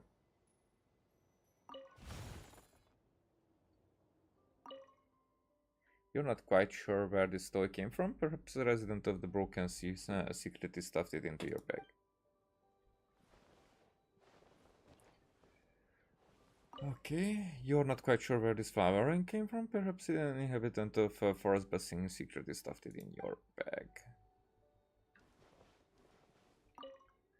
You're not quite sure where this clockwork key came from? Perhaps a citizen of Constellation Metropole secretly stuffed it in your bag.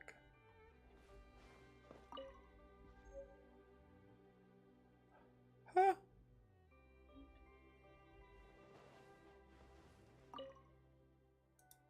That's not what I wanted to.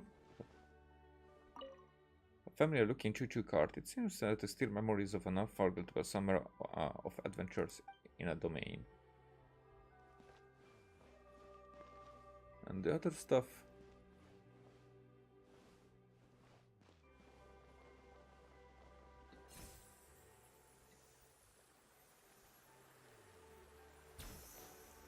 The thing is... Oh, okay. I thought, but I shouldn't think.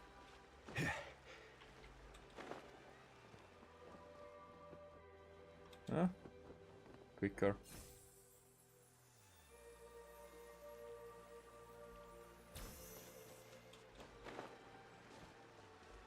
Okay. Third one.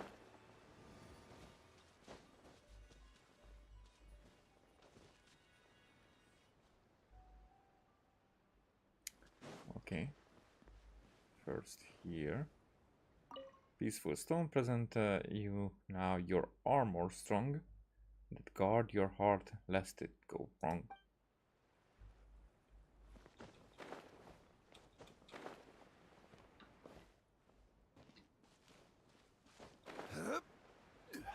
Okay, then let's see.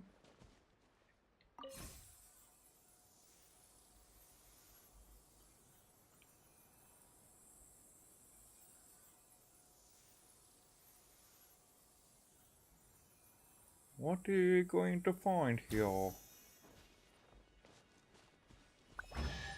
Huh.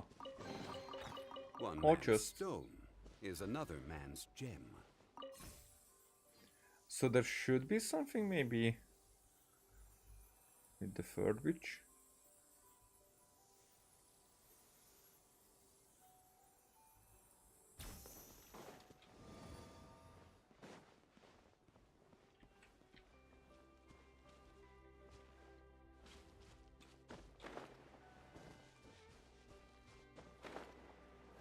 Maybe there's nothing with the third witch.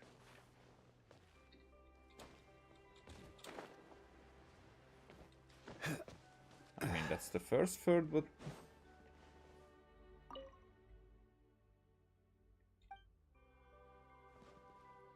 How do I offer?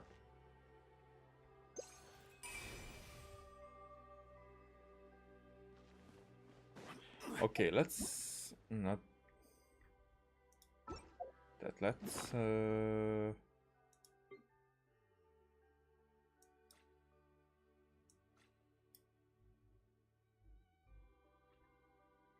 So I kinda maybe what?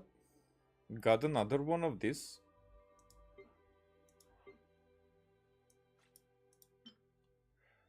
Fire Dragon picture book, let's see that one actually.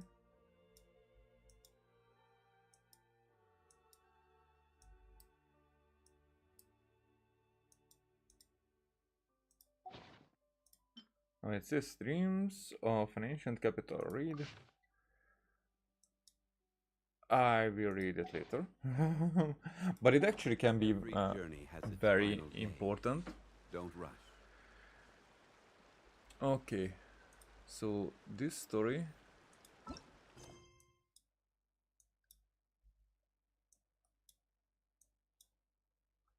The story is still going on, but what I am curious about is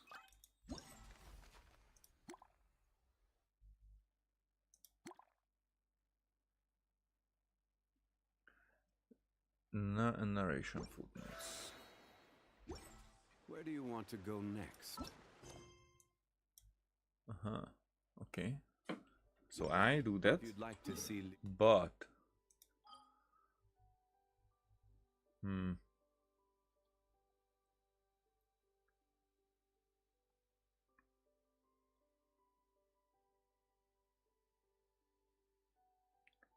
what was I planning to do just before that? Freaking memory. tourist spots. I have a few. I knew it just right before, just as a, just.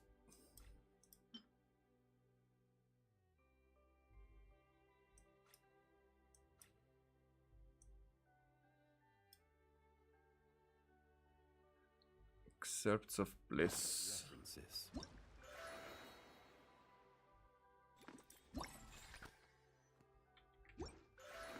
What did I want to do?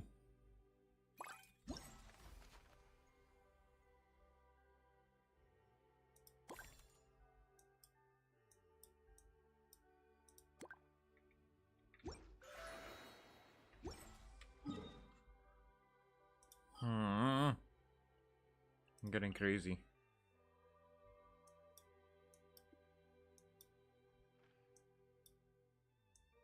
Those are daily quests.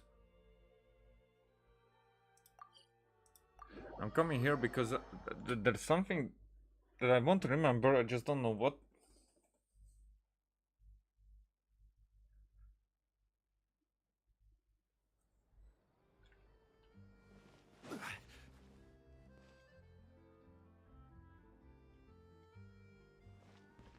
Why don't I remember? Okay, the artifacts from box. That was it. Okay. I knew that there was some reason, but it just couldn't. The thing is that I wanted to be able to wait with this until Natlan comes out. Maybe they will change what the artifacts from box. But if not, and what if they change it if I use it for stuff that I need? Anyway, which one is this one?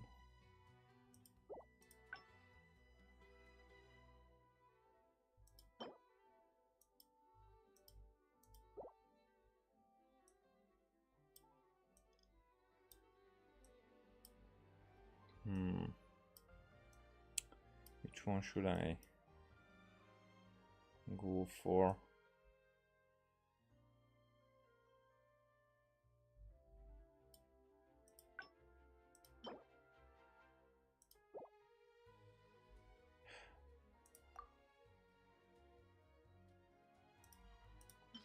Okay. So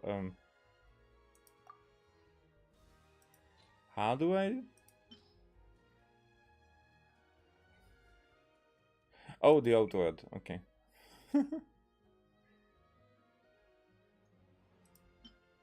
So these are.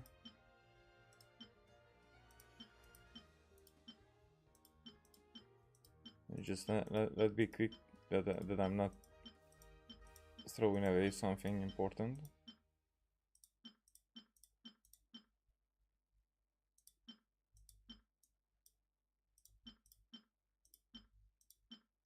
HP, def, HP, hearing, HP. That's all HP anyway. Okay.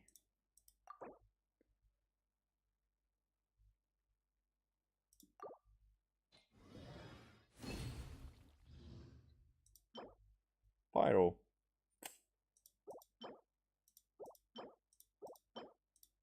I mean, no.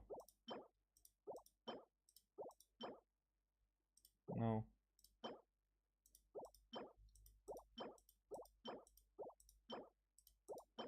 This one.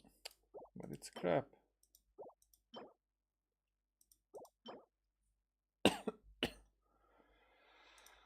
Let's see this one.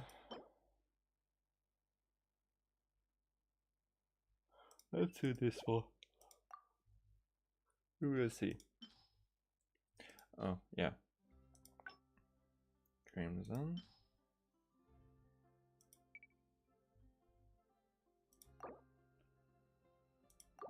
I don't even care, actually. Physical. Defense. Pyro. And have nothing.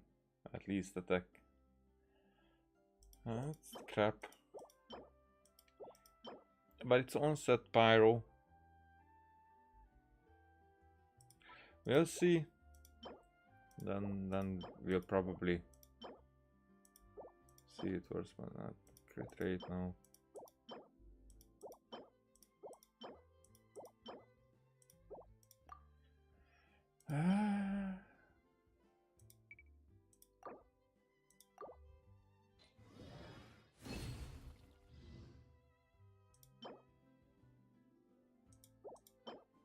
Nah.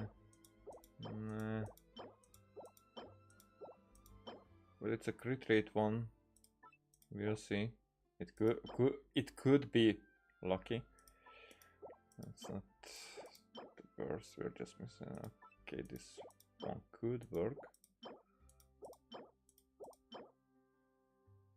Elemental mastery, of course. It has nothing good going on. But it's an elemental mastery. I will save it because it's an elemental mastery.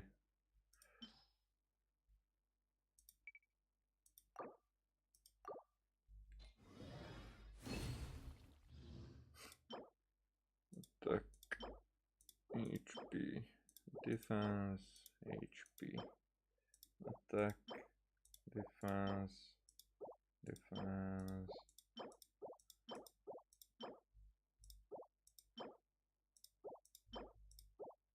Wow, that was sad. I don't even need to click on this to add all, to auto add.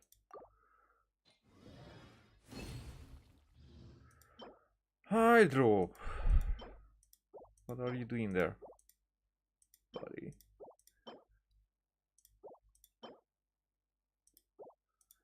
Oh, an HP. It has crit rate, so it's already better than the previous one. I saved.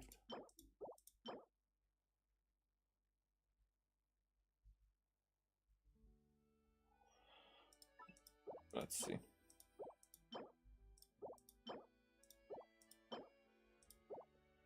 I can see options, but no, so no need to.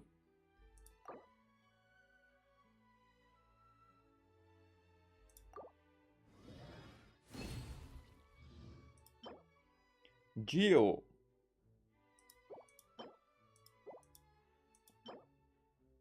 Oh, but this one, even if but not the verse. Physical onset. That's actually so I see a use here. that could be very good. Keep that one. But it's an attack piece if the defense is not good there. But oh.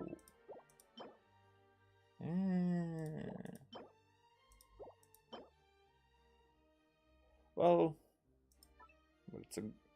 I mean, it's a sands. So with the goblet there would be a problem, but it's sands. It could work.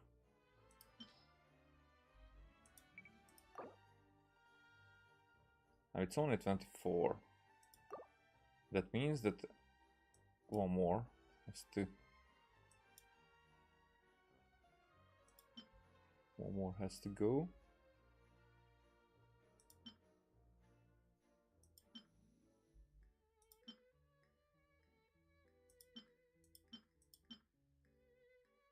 It's an anti-mastery.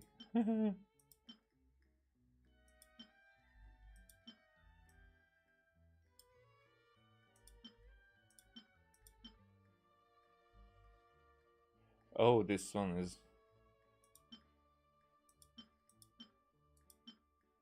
This one is worthless as fuck.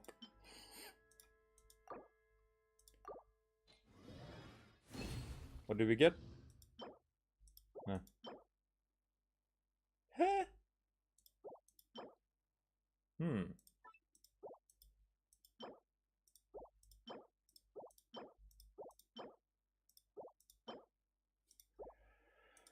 Okay.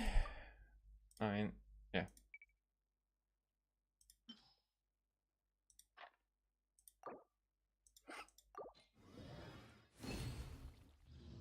This one, well, let's save it. Who knows? Ah.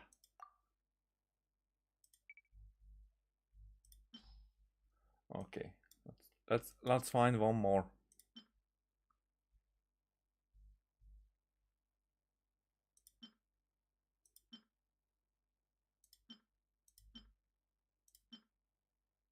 Okay. I will definitely never use this one. Give me something.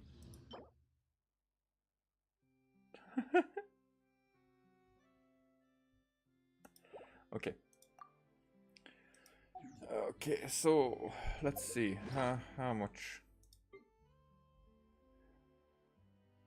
Still 250.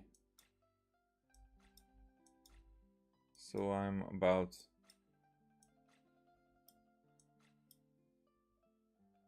4th, 5th of it with 20s.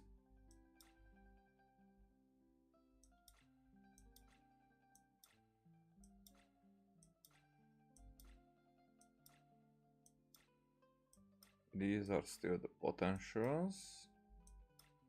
I mean, so many of these I could because I'm that's the next plan where I will like try the best ones that I have all around and then upgrade those because I have so many that I don't need. Barely any 4 stars. Okay, so there's a lot that I don't need here. Alright, let's go to Sumeru. Wrong button.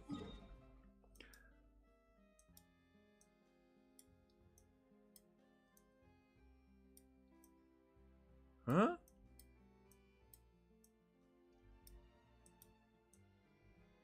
There.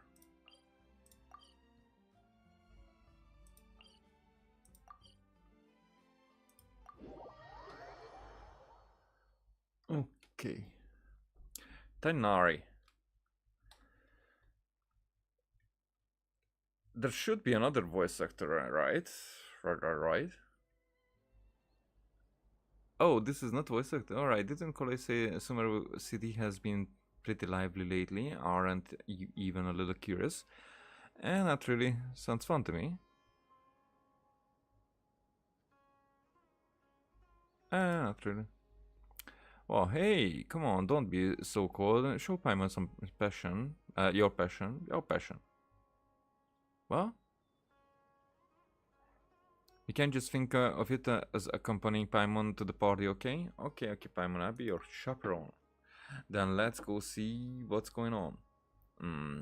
For our first stop, maybe start with the Academia. That's where all the info is, after all.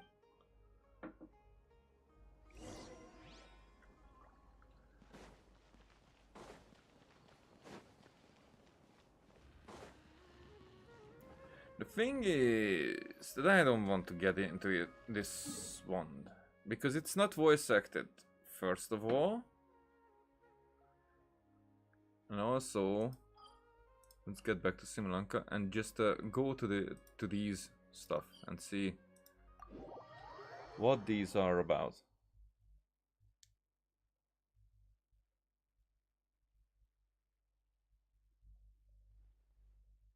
Because I'm more curious if these are voice acted or not.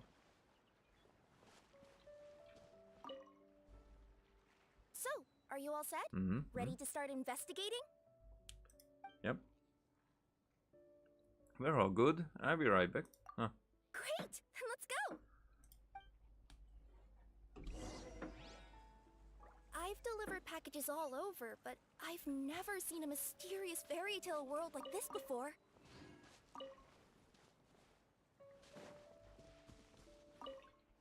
Looks like nobody has gotten around to repairing this house yet. Ugh, even I wouldn't dare to sleep in there. It might suddenly collapse in on you.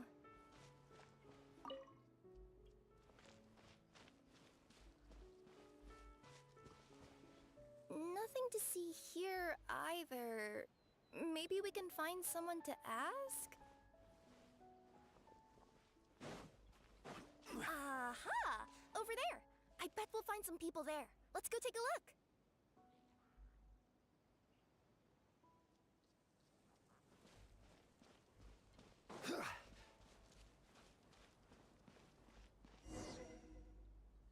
Uh-huh.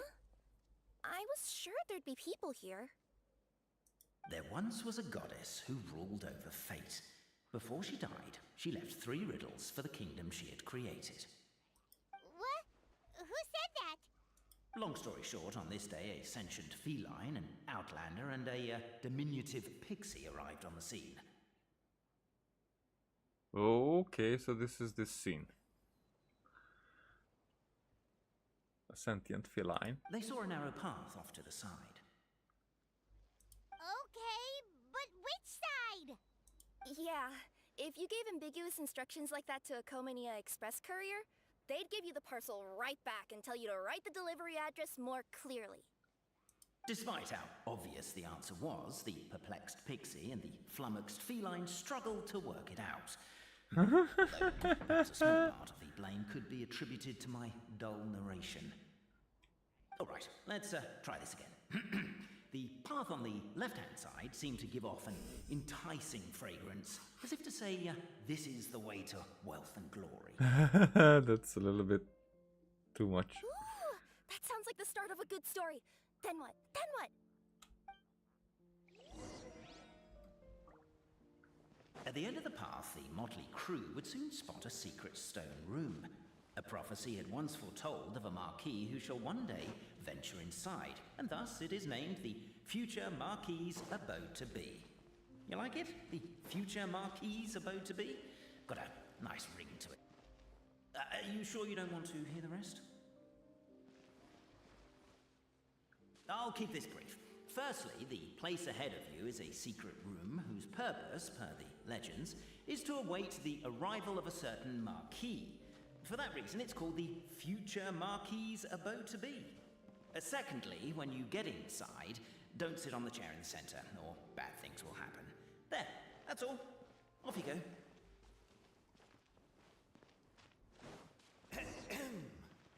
So many summers, winters, springs, and falls, and now at last a hero hither strides. This realm knows not what lies beyond its walls. Its secrets mystify the world outside. Wait, new voices. Who are they? So the three witches were sitting here.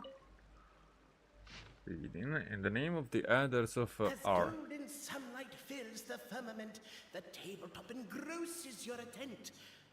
Perchance peruse these pages thence. They surely represent no ill intent. So in the name of the elders of the three tribes, we hereby form this pact. Why isn't she reading the files on the desk? Hey, Bobarano, maybe quit showing off and try using words she'll actually understand. I can either rhyme like a bard, or I can curse like a sailor. And right now, Cape, you are seriously tempting me towards the latter. From this day forth, our people. Cape, forgive me for breaking the rhyme scheme for a second, but I want to hear your take on this. So, any outsider who comes in here would surely see the documents on the table, right? Unless she was visually captivated by the epic poetry and enthralled by the outstanding storytelling, the Outlanders knew what their next objective was. Namely, to remove the clockwork key from the raised platform up ahead. Cape, I just realized you said we all had to speak like bards, but every time you open up your mouth, I don't hear any rhymes. Yeah, I noticed that too. It's one standard for us and another for you. That's not fair, Cape.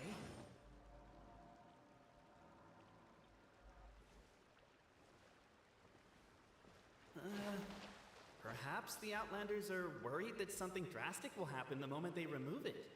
Maybe that's why they're investigating the area thoroughly first. Can't fault them for that. I'm wondering if we can... With wood and earthenware strewn all around, the demon feline's fury can't be quelled, reducing them to rubble on the ground.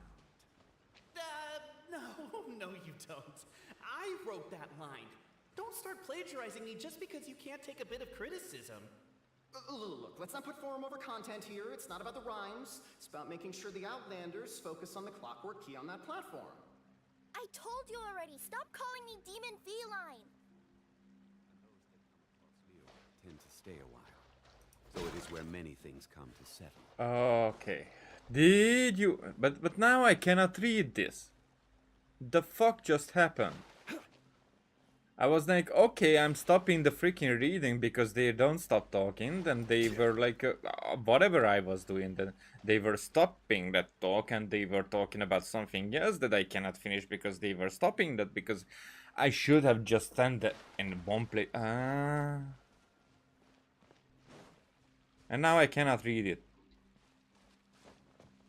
Why can't I freaking read it? Strong as stone, firm as steel, the Outlander pulls, but it does not yield.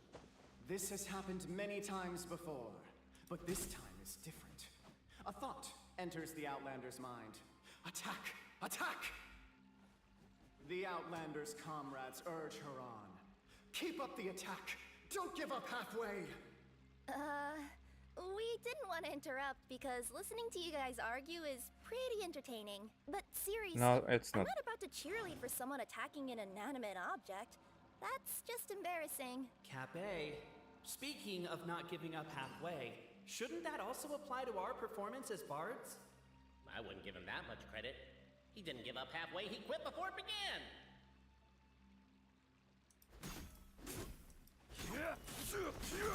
The attack's now over. Only one final step remains. Now it is the time to seize the key.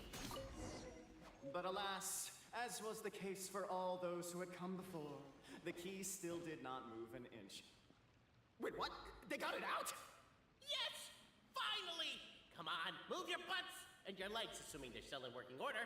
It's showtime! No hard feelings about your lack of poetic contributions? Oh, let it go! Ah! Welcome, esteemed and noble Outlander. Allow us to introduce ourselves. We represent the 3 great clans of this realm, having been selected as its authorized historical supervisors. This would be Alice. Our purpose being to await the arrival of one such as yourselves who shall remove the clockwork key. Barbaros. My name is... You're Cape, he's Albizzi, and that's Bobarano, right? You've done so much talking that we can already tell you apart by your voices.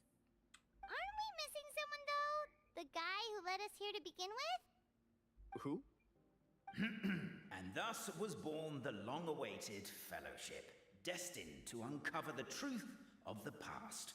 Allow me to quote, if I may, in the history of Constellation Metropole, a new page has begun. Him. Well, there's no 4th person, so which of you is the ventriloquist? Come on, out with it. We've never heard that voice before, but he sounds like he'd be good at reading bedtime stories to children. Whoever it is, I don't know and I don't care. Forget about him. We have far more important things to focus on, like where our journey goes from here. Like, that's not important. Someone else is there, knows your history and whatnot. That key you hold is the pivot point about which the past and present of the Metropole revolve. However, between our 3 clans, there is some dispute over the historical record. Each clan has its own version of history, detailing the clan's origins and the tale of the dragon of old, and unfortunately, we don't know which one is the truth. Dragon? You mean the one that's been acting up recently? Oh, no, not that one, you adorable little pixie. When I say dragon of old... He means a dragon that would be really, really old if it was still with us today, but it was defeated in ancient times. The new one has nothing to do with our clan history. Was that supposed to be a joke? Anyway, so you've been waiting for someone to remove the key so you can finally explore the truth of the past? Not just explore it, but argue incessantly about it. Honestly, I don't care that much. Cape's the one who's always bothering us about it. What we need to figure out is who resolved the dragon crisis. We have to know that before we can decide which is the supreme clan. Huh, interesting. If this is a parallel, but it seems like a parallel. That as if one of the nations should be over the others, maybe. The Hydro or Cryo one thinks that way. Or maybe Alice. At this point, she's Pyro, as far as we know. Maybe. Actually, is. We don't know about Alice.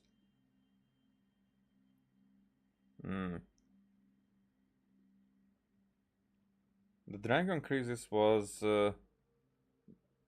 either the Authority or Nibelung. I do think it is Nibelung. The moment you removed the key from where it was lodged, you became the honorary Marquis. We humbly beseech you, noble Outlander. Call me Pétuné. Noble Traveler Marquis, we ask you to help us. You and your talking Puss in Boots and the pale floating pixie. Puss in Boots? Are you serious?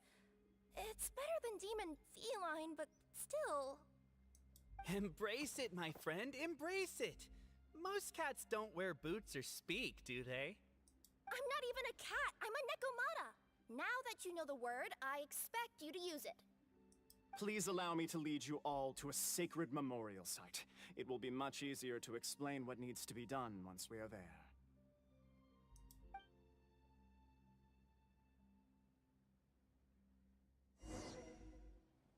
This place is sacred to my clan.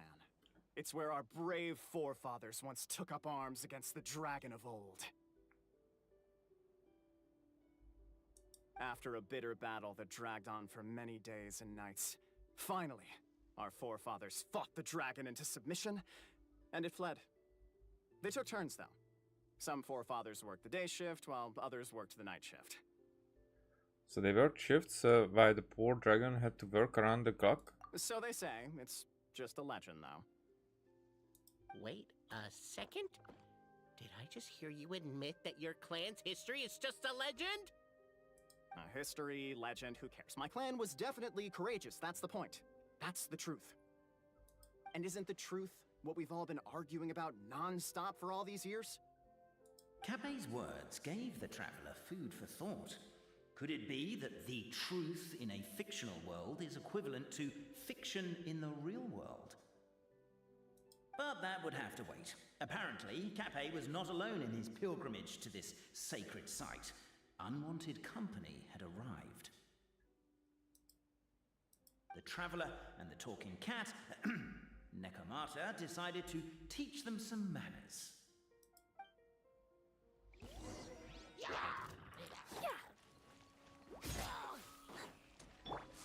Quake! Okaru! A true display of heroism and valor. It was as if the spirits of my... Your martial prowess and show of courage are a more vivid reenactment of my ancestors' feats that suit the modern aesthetic. Now, let's get down to business. As we all know, time is but an illusion. Time may flow line by line, page by page, or frame by frame, but usually it flows in the form of springs and gears. Okay. And that clockwork key you have in your hand can turn back time and make the past reappear. Now this is okay. I thought that they were getting to some serious thing, but being that way about time, and now the clockwork key. So there is a key that allows the past to reappear,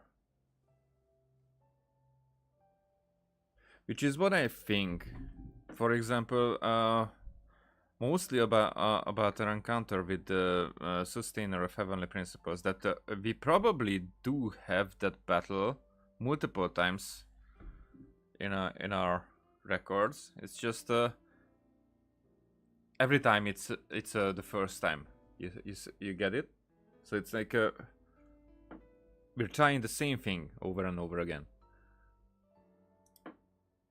Well, actually, my view is that the illusion of time is more of a problem of consciousness. Gears power the body, while the body is the vessel of the conscious mind. That's a point as well. But the mind cannot understand the dimension of time, so we experience instead an endless continuum of moments as the pinion of now turns along the rack of ages. Yeah, kind of fits in. I'm getting flashbacks to when I was delivering packages to the Sumeru Academia. A teacher once asked Albizzi what his greatest fear was, and he replied, dragons. Boberano was asked the same question. He replied, time, and repeated the argument we just heard. Huh. I need to get to the bathroom, but this became interesting in just a second. And I was like, okay, I'm abandoning this stuff because I kind of am uninterested, which is am because it's morning. But the thing is that this part is interesting, and I thought that there will be a part of it that's interesting. So, but I have to go to the bathroom, so I'll be back. So.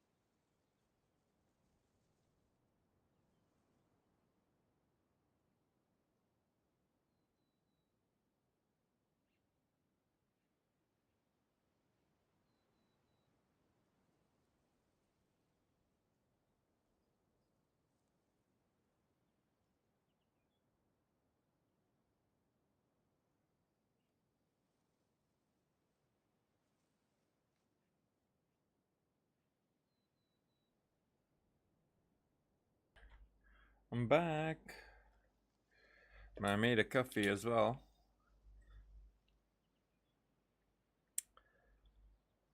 It was required. I'm curious how long I will. It could be that I will be just like in 10-15 minutes I will finish it anyway, but whatever. I went, took a shit, and I'm drinking a coffee. So that's it.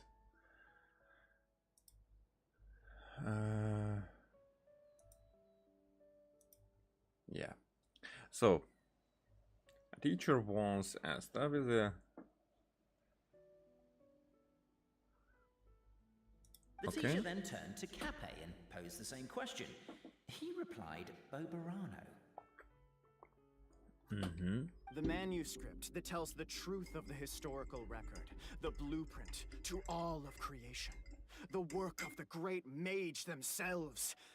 It can be found at the beginning of the Girak, and on the very first page of the book.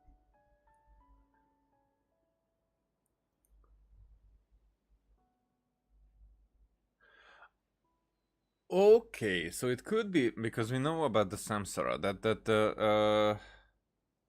there are cycles. Which history is good?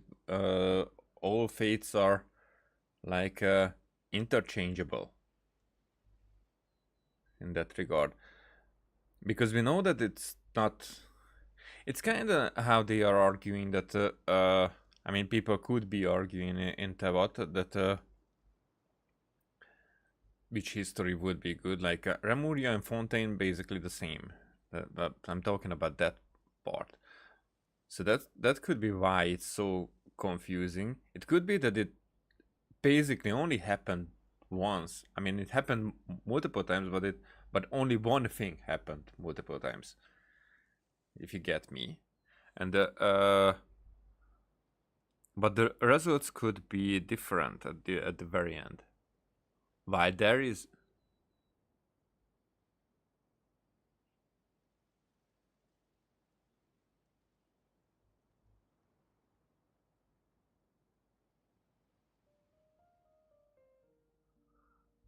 freaking shades.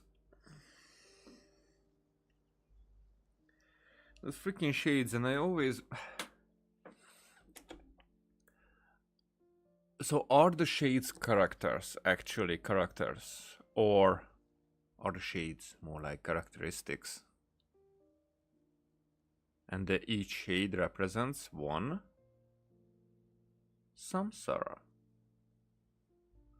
That's what I was thinking for a while now,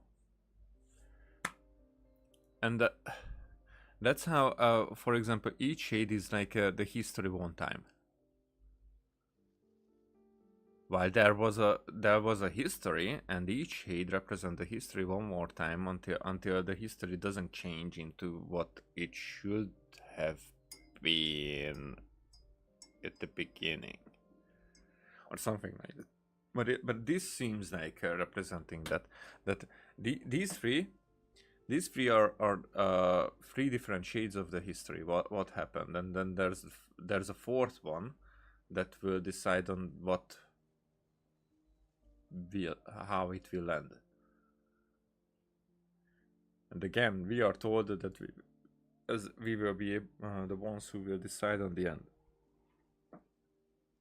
Paimon didn't follow all that, but basically, you're just saying that we need to put the key in and turn it all the way back? Exactly. It is said that in the beginning, the goddess of creation took the goddess of fate's manuscript as a blueprint, placed it under the goddess of prophecy's starry realm, and generated the world from a few magic arrays. So in a few moments, when the great clockwork key turns the local time here back to the very beginning, we will restore the magic arrays back to their original configurations. Hold on. Isn't stealing part of the blueprint of creation a little dangerous? Also, how are we supposed to know the original configurations of the magic arrays? Well, the general shapes of the configurations have been passed down over the ages. They now form the family crests of each of our clans. So you'll just need to reference my family crest and join the dots accordingly. Those are the constellations. So as well, the general shapes of the configurations have been passed down over the ages. So over the samsara, the constellations remain the same, and so they now form the family crest of each of archons. So these are all allegories for the same thing.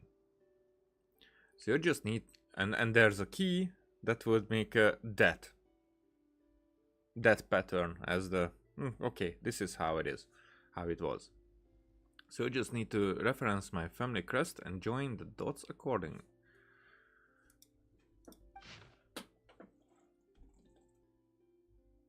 And also, of course, I mean, no, it's just 5 dots. Okay. To address your other concern, when the house has already been built, do you really think that taking away the construction crew and blueprint will cause it to collapse? The Traveler Marquis prepares to insert the great clockwork key into the nearby keyhole.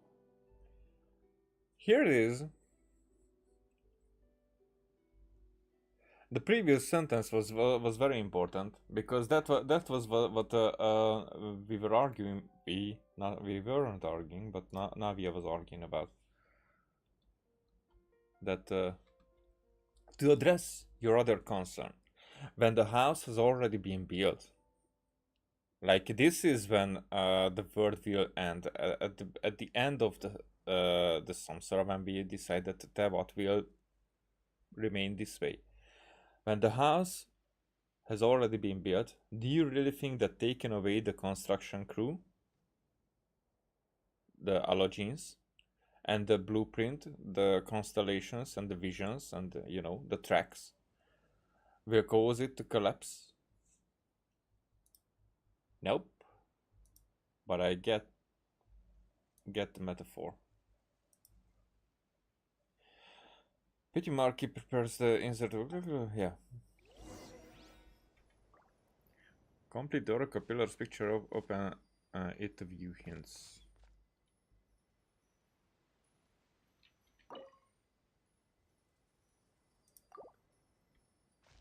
But that's it, so the others are not saying anything. Okay.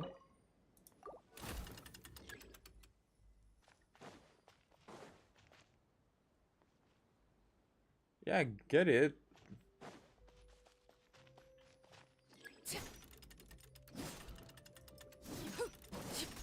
Oh, I get it.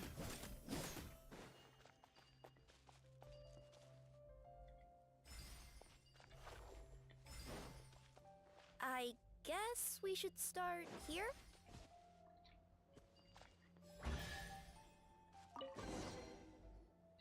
Behold, the sacred writings that record the truth of... No, wait. That have shaped the truth of history. Gather round and let us bear witness.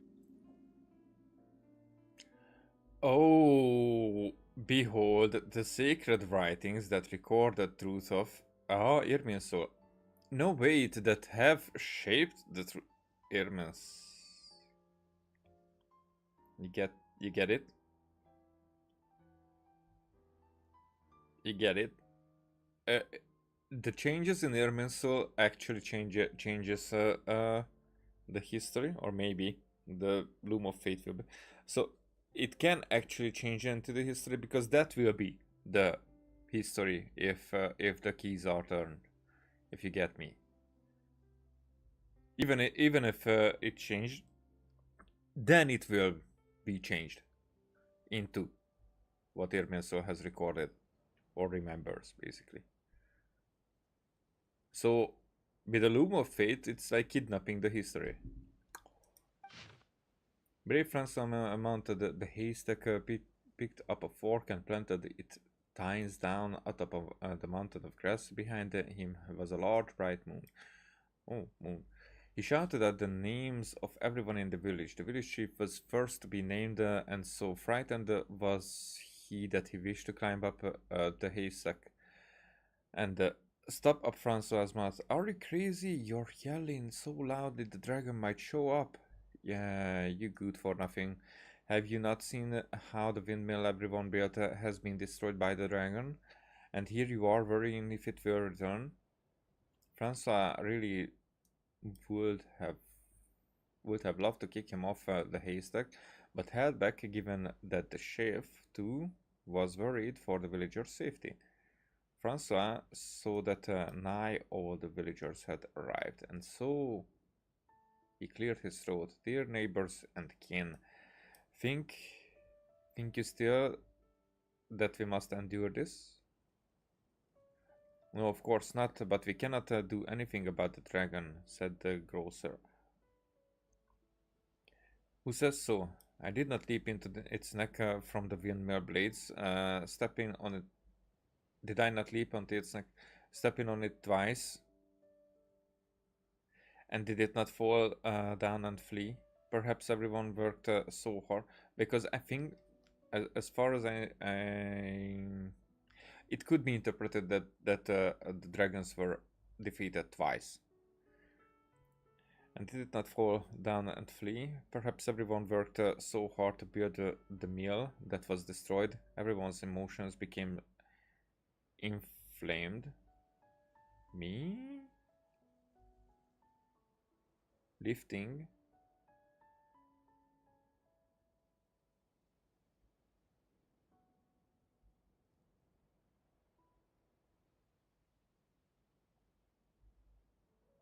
Their fists, they decided to take down the dragon. But what is it? This? But Francois lifted his own hands and calmed the crowd. Let us go home for today, everyone. Everyone's present lack of self-preservation is not bravery, but rather wrath. If we yet desire to face danger after calming ourselves, only then may we truthfully call our sentiments valor. So everyone went home. The next day, there were still many youngsters who wished to follow Francois to take on the wicked dragon. A. Anya Andersdotter. Okay. Who would have known that the valiant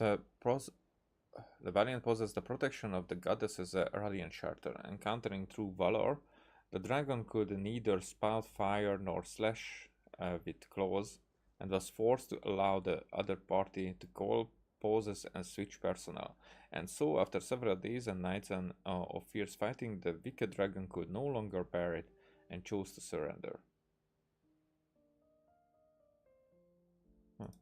Feast your eyes, rejoice, and cheer, for this is the unquestionable truth. Look at the signature. Nobody is capable of forging that. I don't believe it. So, all along, our histories have been false? Don't lose heart, Albizzi. It does not follow from his is true that ours are false. Yep. That might be the most bogus logic I've ever heard. But keep up the mental gymnastics, Boberano. I've been waiting for that look of jealousy on your face my whole life, and I'm gonna savor it. This guy. He's a little bit arrogant, but also that's what I'm saying, that all histories will be true. It will be an overlap. And yet, it seemed that this conundrum could indeed have more than one solution. Everyone agreed that there may be more than one truth. The party decided to visit the sacred sites of the other clans and see what their documents had to say. Isn't a narrator supposed to remain detached and objective? It feels like you're forcing a narrative agenda on us here. Oh, whatever. I'm in a good mood. Let's do it. The instructions say to repeat the process 3 times, and besides, I'm looking forward to watching you both be sorely disappointed. Instructions say to repeat the process 3 times. But we're in the 4th one. But something different in the 4th one, so...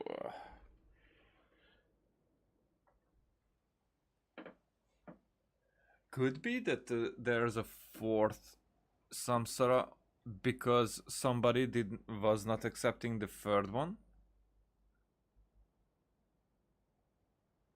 That this would be the history, and now we are turning the buttons, the gears. As in Karia, there were gears, and they were like, there are no gods needed. So they were like, let's turn it. But some other gods were there that, nope, not yet. And that's what caused the cataclysm. That's what caused the Archons to be like, what the fuck, we were not here for this one, but then their hands might have been forced. Okay, that's a good one.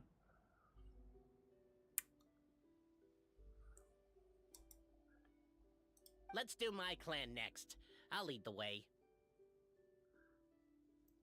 So there were different clans that they were visiting, but the different clans had different recordings to the same. However, if we will go and look the constellations and the stars of those involved, and then those would have the same pattern, I guess. We'll need the key again, right? Let me see if I can pull it out. Yoink! Yoink.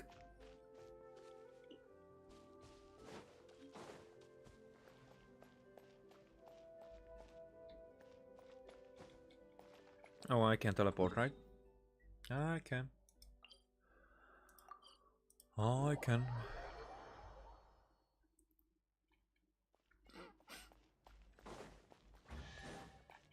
What?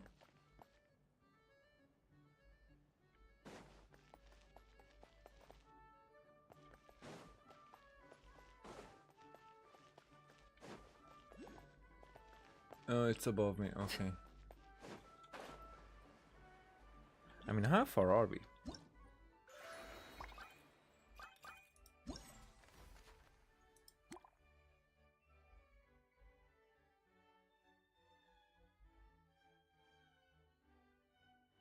Kira says there are a few things she must investigate along. That. Oh yeah, that's what I'm doing right now. Okay.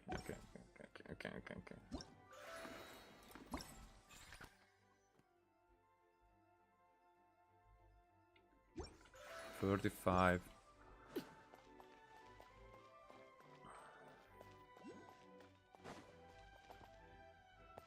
Yeah, I can see that one.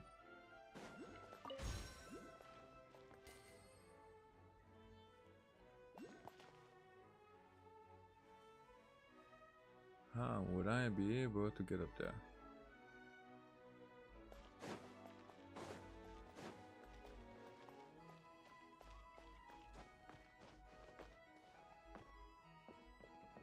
It's probably not enough.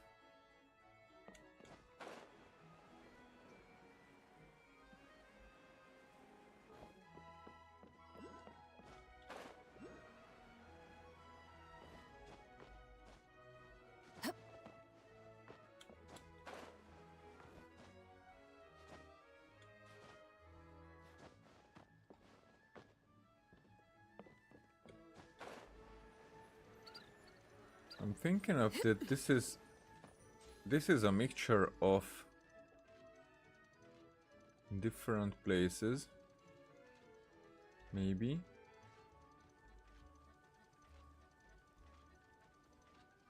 Or maybe not.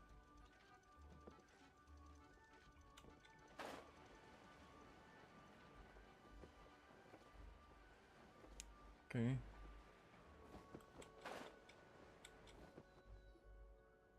The party finds no pedestal in which to place the great clockwork key, only a locked door. Where's your clan's pedestal? Let me guess, you hid it away in advance to save yourself the embarrassment of having it exposed as a fake? This guy's horns will be turned down. You done? Okay. Now, since my clan's main claim to fame is... Misinformation, half-truths, and fabrication. Ah, shut up, Cape. Shut up, Cape. I swear, if I wind up dead one day, the murderer was Boberano. Let those be my last words. My clan's claim to fame is that we outwitted the dragon of old and stole its treasure. Ergo, all articles of value that we own, including the pedestal for the clockwork key, lie behind that door. So, next step is open the door? Almost. There's one step before that. The door is protected by a smart interrogation system. We have to answer its questions, and if we get them wrong, we will alert law enforcement. Jeez. Well, do you at least know the answers? The correction fluid of time has dyed white the pages of the Book of Wisdom. No, I don't know the answers. But worry not, I had a quick word with the constabulary in advance. They'll ignore the alarm if we get the questions wrong, so answer without fear. There is no response from the door and nothing unusual about it. But I like the mechanic. Knock on the door. Question 1. Who is it? Blue, not green. Police, open up. We're here for a routine inventory check. Eugenie Marquis and her retinue. The great yokai, Nekomata in boots. And the trusty travel guide, Pixie! Travel guide! Trusty travel guide! Question 2. By which virtue did the ancients defeat the dragon? Courage and strength, hard work and wealth, wisdom. Now here, wisdom would be the right. If this is the right answer, I swear I'll... Correct! A barefaced lie. So low. Question 3. Which is more real? The fiction of the outside world, or the truth of this world? Huh. I would go with the truth of this world because very good example is the Acolyte. It's recent and I'm still hurt by it. So like for example, write a story to Star Wars. You know, Star Wars, it's fiction. We're in the outside world. We write a story for Star Wars, and but the Star Wars has its own laws, you know, just like in Genshin. And if you disregard those laws, then your fiction is not true enough. But if you're adding or telling a tale from that world using their truth, then your fiction fits. Both are false, perhaps both are equally real. No, the truth of the world is more real. Hear, hear! Who can be sure that the outside world isn't just a dream? And that when the dreamer wakes up, they won't just find themselves inside a novel? Yep, that's actually what I think about this world. I wouldn't say it's a simulation, but it's more like just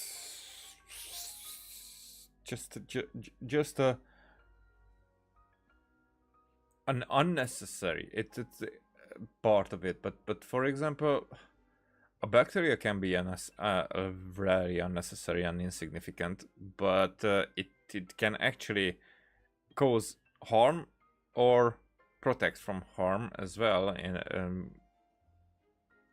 comparing the circumstances, but also can be like a nothing, like achieving nothing during just living.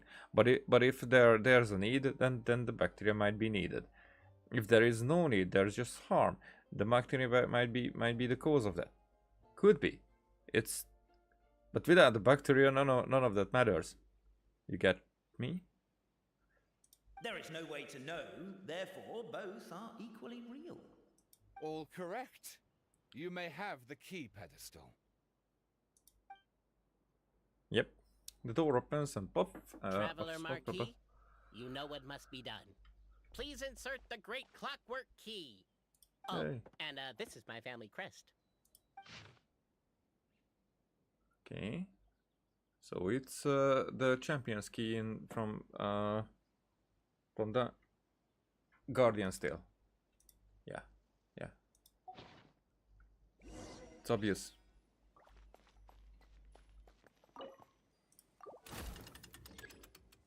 Yo.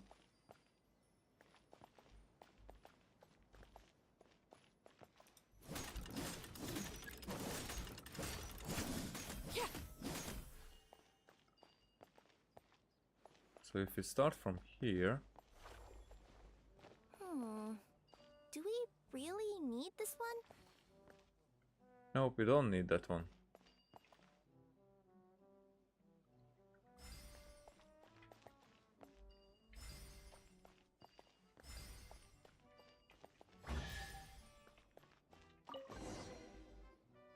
Now, let me see what elaborate fiction the Clan of Wisdom was able to conjure up. If anyone's listening, I would like to submit these as my last words. I surrender. I'm the one who murdered Tappy.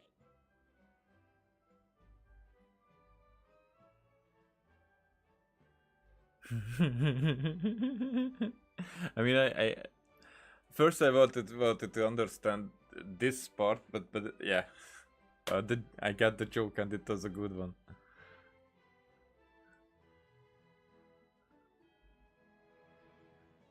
But why would those be their last words? If you surrender, why would they kill you? I mean, that's not the bad.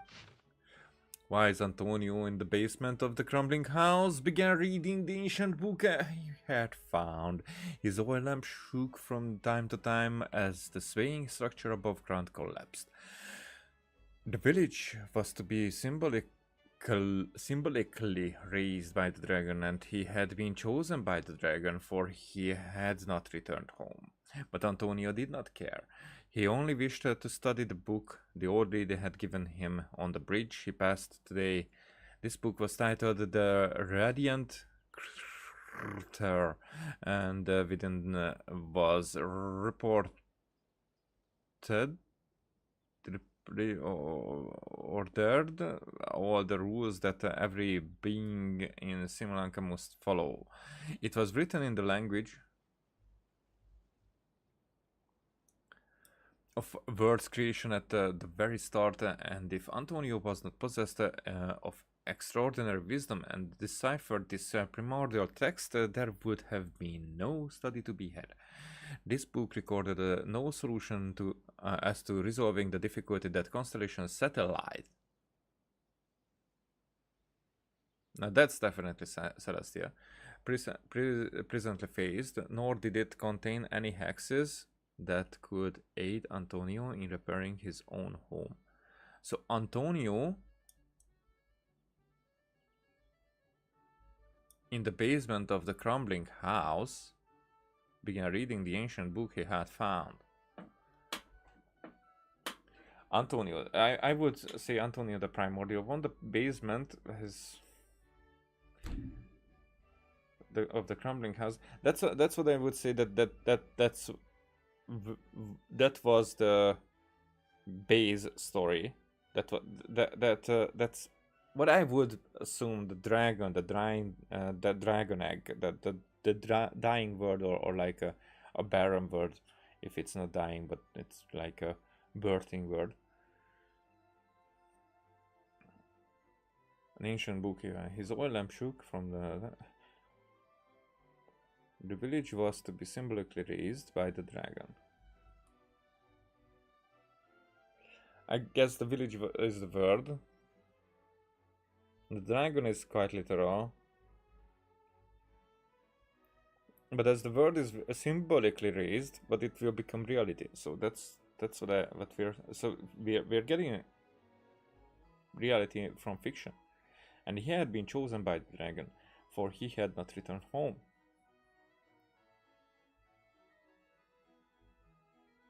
He had been chosen by the dragon, for he had not returned home.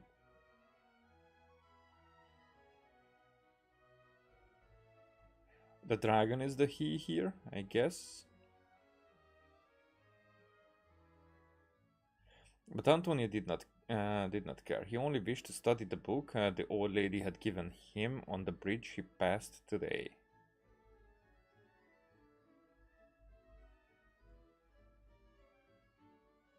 So Antonio just wished to study the book. The story. This book was titled The Radiant something Arthur, and within was reportedly all the rules that every being in Sri Lanka must follow, the laws of Tibet. It was written in the language of words creation at the very start, and if Antonio was not possessed of extraordinary wisdom and deciphered this primordial text, there would have been no study to be had. So the primordial one was necessary to the world to exist. This book recorded no solutions as to resolving the difficulty that Constellation Satellite presently faced. So there was a problem that Celestia has faced, but it still is not worded in a way that we know that, nor did it contain any hexes that could aid Antonio in repairing his own home. The crumbling house. Again, reading the ancient book he had. So Antonio in repairing his own home.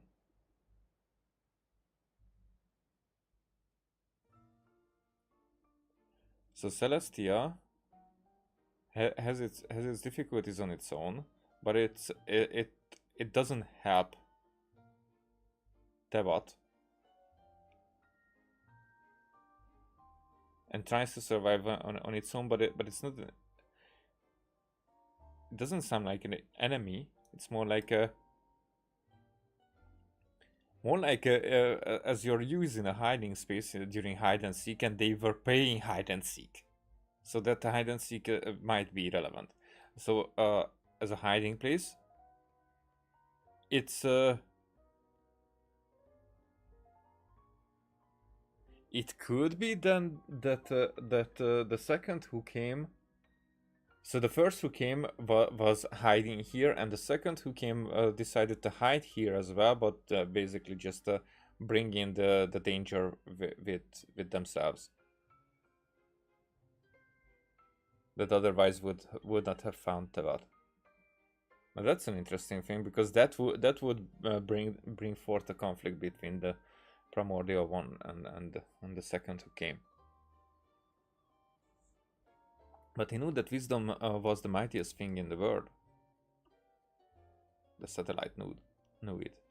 The morning light shone through the ruins of his home, and the neighboring blacksmiths and chubby chief took great pains to get rid of the house's wreckage, which blocked the basement hatch.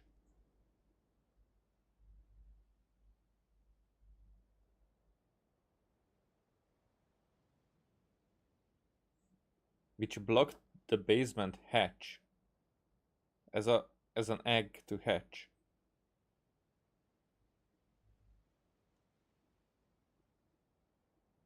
Took great pains to get rid of the house's wreckage. So first Tevat had to be repaired so they could hatch. Still the same story. With dark circles about his eyes, Antonio said to the chubby chief, "I shall defeat the dragon. I will return soon. Are you sure you're alright? You don't look like you got any sleep. Just smoke from the oil lamp. Don't worry about it." The dragon said. So I really think that the primordial one is not defeated, but she defeated the dragons in a way that she became injured. Something.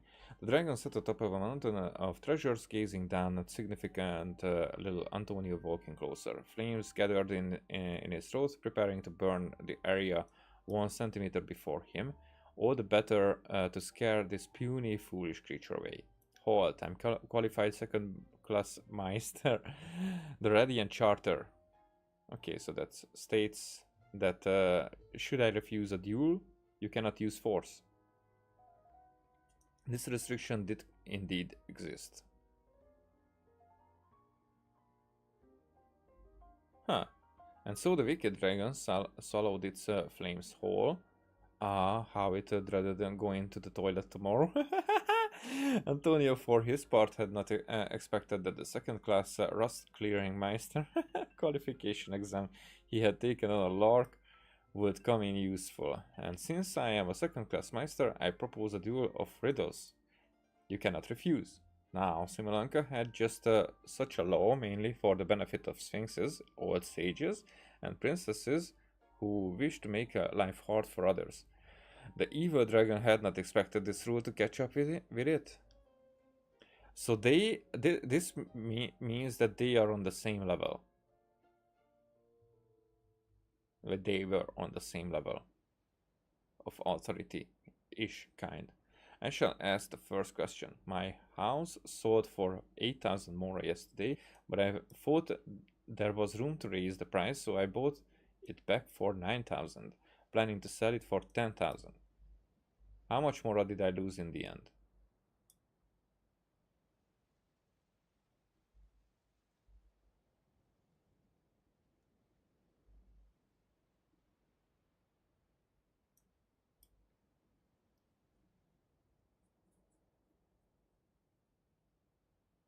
The dragon laughed in contempt. What so hard about it? You could have waited until it hit 10,000 to make your move, but you sold for 8,000. You bought for 9,000, so you lost 1,000 more that you could have earned instead.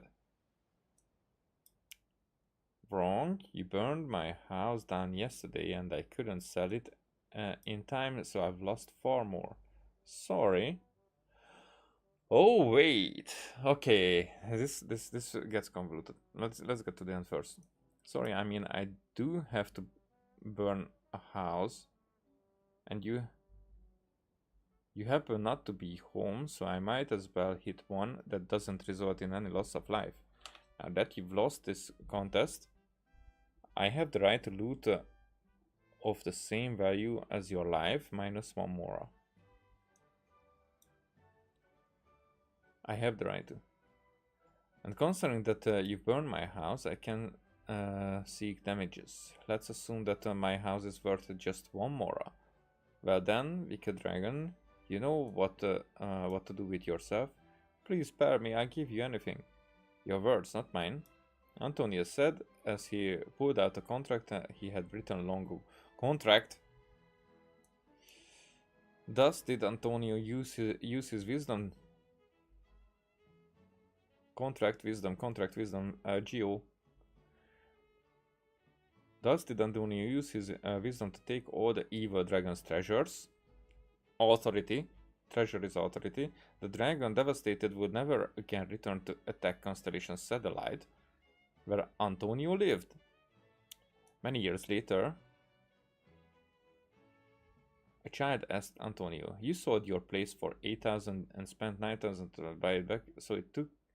Looks like you actually did lose 1,000 more."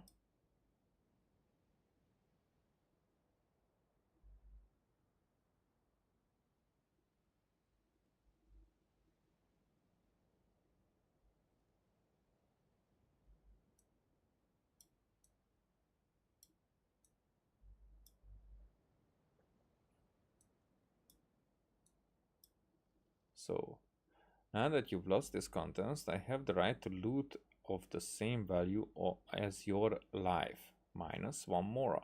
And considering that you've burned my house, I can seek damages. Let's assume that my house is worth just one more.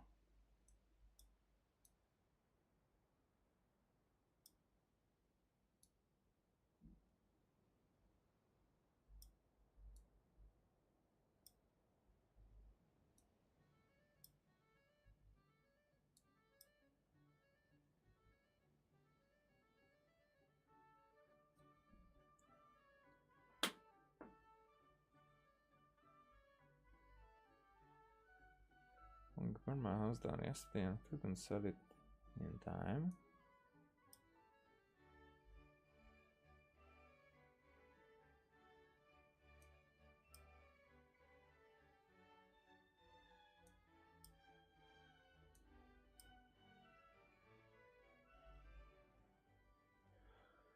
Interesting. There are so many ways to interpret this, but I have one. I mean, I've chosen one. So that is like let's assume like 2000 mora represents like 1,000 years. Yeah, let's go with that. So there was like 2,000 years, or 1,000 years. Let's go with that. 1,000 years. That was before the samsara began, like the very beginning of where the authority wars were against the dragons. Here is just one dragon, but the dragons. So the word is worth the invested time. So my house sold for 8,000 mora yesterday, which is what I would say that that if at 8,000 mora it would have been sold, then so it could have been sold, but that's when Tebat becomes reality. But then I thought that there was room to raise the price to make it even better. So I bought it back for 9,000. 500 years later. That's 500 years ago. At Canria we are talking about. So I bought it back for 9,000, planning to sell it for 10,000. 500 years later to sell it again. How much more did I lose in the end? Because this is risky. This is risk. The dragon left in content. What's so hard about it? You could have waited until it hit 10,000. So originally to go with the 4 samsara at the end of the samsara to make it your move, but you sold for 8 and bought for 9. So you lost 1,000 mora that you could have earned instead. So that would be 2,000 mora. Wrong. You burned my house down yesterday. And I couldn't sell it in time, so I've lost far more, which is the risk, and which is that Tevat could be lost, and the dragons in this allegory, the dragons could be the cause of it. So sorry, I mean, I do have to burn a house. So here it could be that the dragon is the abyss. You know, interchangeable allegories always. So I do have to burn a house. Like the abyss cannot do anything. It's like the nothingness. It's the erosion. It's a disappearance. It's its age. And you happen not to be home, so I might as well hit one that doesn't result in any loss of life, which could be that Tevat could have been lifeless, so it could have been the less worse options. Now that you've lost this contest, I have the right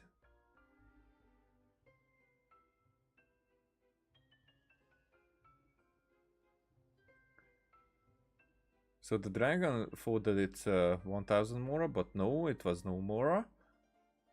So the dragon is sorry. So here I have the right to loot of the same value of your life minus 1 mora. And considering that you've burned my house, I can seek damages. Let's assume that my house is worth just 1 mora.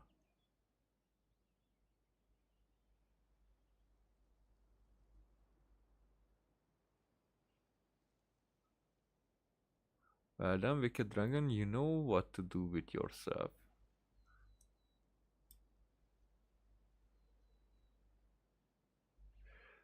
So I don't get the trick here.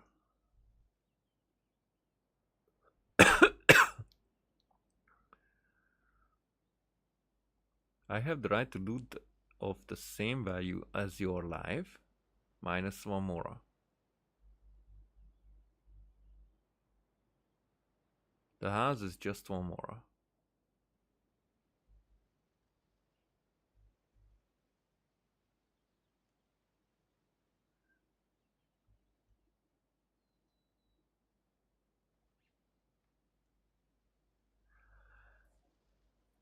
Okay, let's start it over a little bit. Just get my hands. So the planning the dragon life. What?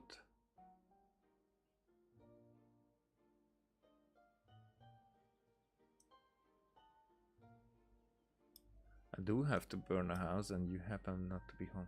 So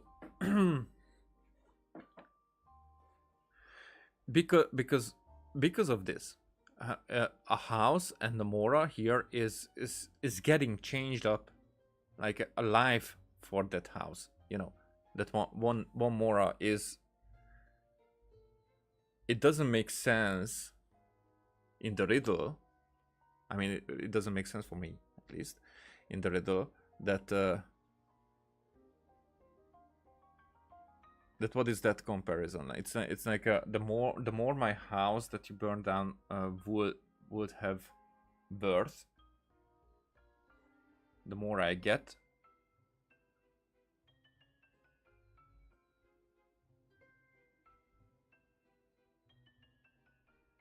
So I don't know.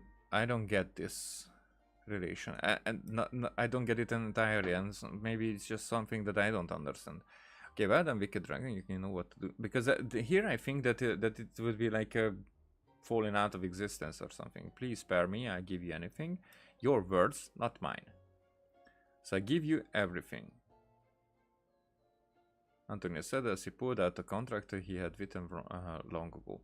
So I really think that.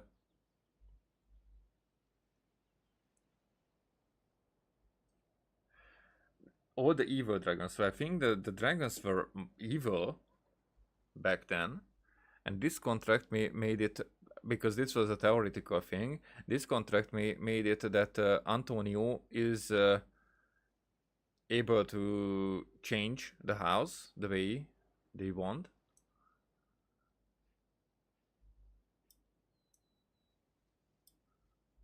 But it's also about the thing that Antonio miscalculated a little bit at the beginning, and was like, okay, need a little bit more time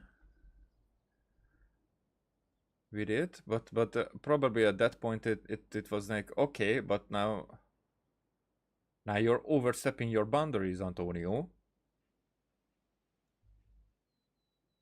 So there had to be an agreement. So you sold but the end gets me here. You sold your place for 8,000 and spent 9,000 to buy it back. So it looks like you actually did lose 1,000 more. Which is why I think that Antonio lost 1,000 more, but makes it seem like he only lost that much that made the contract with the satellite. I mean, not the contract with the dragons work, but now it seems like the dragons might have the right to return early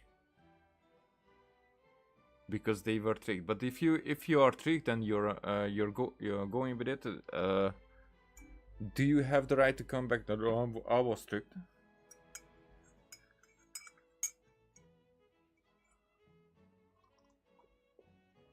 I mean, I think it depends on the trick, but here it's really interesting.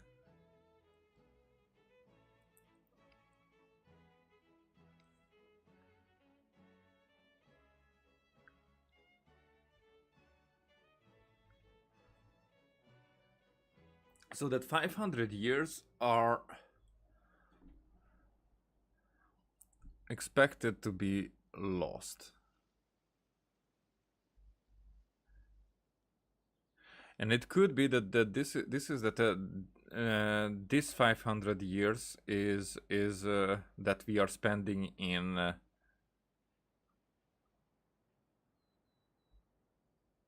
in being lost. In a way. Allegories. Always think of allegories.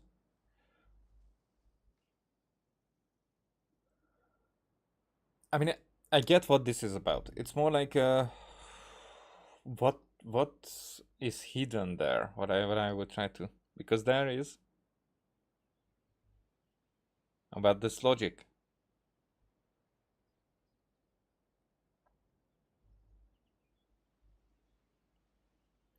Because that means that for 1000 more, for 500 years, Antonio, the primordial one, was not,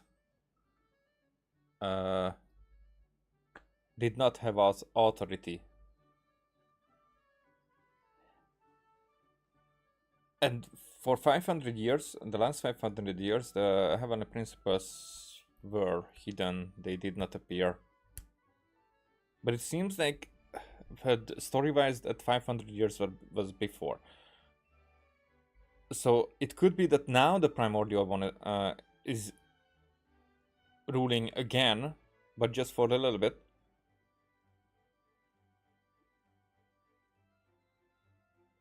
Or the time is mixed up. Or it could be that the primordial one needs this one 500 years more now, because the Archon War, we think it was 3,500 years ago. So it could be that we are somewhere else on this timeline, and this basically this 1,000 more will come after this. So 500 years will be needed.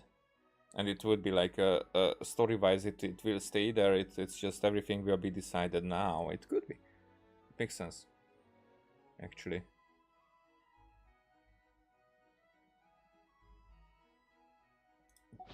Okay. Look! My clan's history is true as well! There's that same unforgeable signature again, right here! What? Oh, does this mean that my clan is the only odd one out? Yours can be true as well. My clan's wisdom is such a subject of ridicule in your eyes, I will now appeal to my own personal intelligence, which I believe far surpasses that of my clan at large, and make a prediction. It seems likely that the claims made by each of our clans regarding their history and virtue are all true. Boberano? How can that be? Oh, I get what's going on. Once, when I was drinking with Gujiyai, she bet me a round of dried fish that I couldn't guess which cup the umeboshi was under. Whichever one I guessed, I was always wrong, and Gujiyai would lift a different cup to reveal the umeboshi. But then, I learned later from one of the shrine maidens, Miyuki, that all of the cups had an umeboshi under them. Just goes to show, I still got a long way to go before I become a great yokai. Oh, don't mind Fox Lady. That's just her way of teasing you. Actually, that reminds me. We can now open these 3 treasure chests. And unlike the guessing game you mentioned, this one's not a trick. Cool. Well, once you've plundered the last of Boberano's family wealth, we can go to my clan's place. But I want to... Guess I'll take the clockwork key again then. Yoink! Yoink? Impressive bounty. Yay! Okay, how far are we with the summer gifts? Oh, way too far. Goddess's manuscript. Let's teleport instead. It's not far.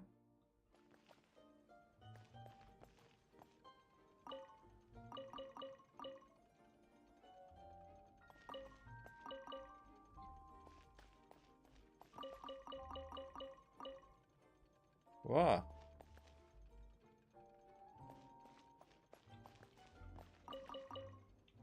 There's still more.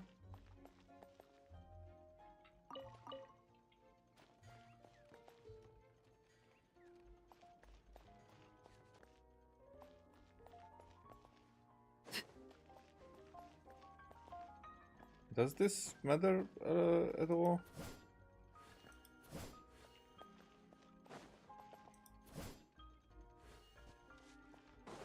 Oh, okay.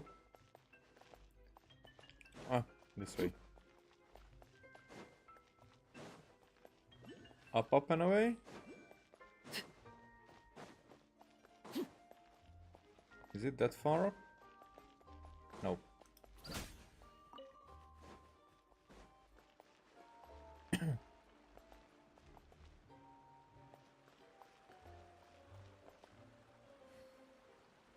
Oh, I'm okay. I'm in the right place. There you go. So many giant guards.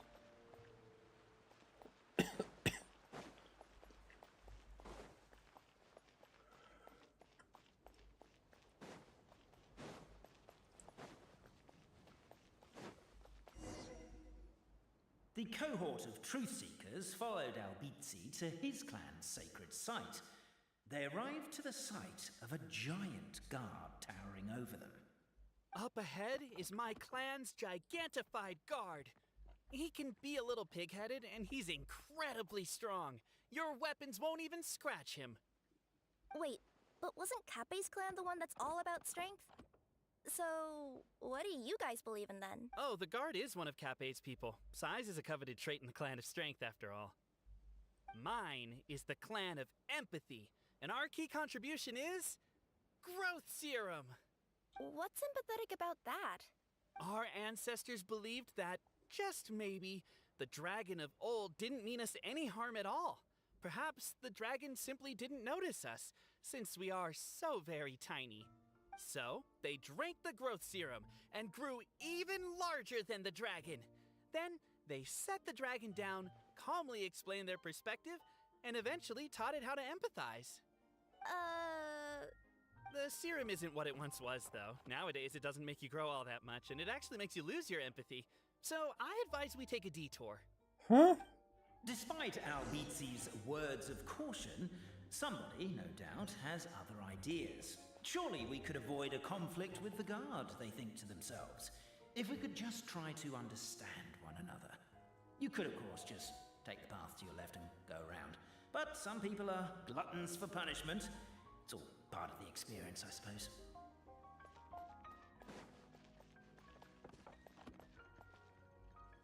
I'm curious. Everyone, I have returned.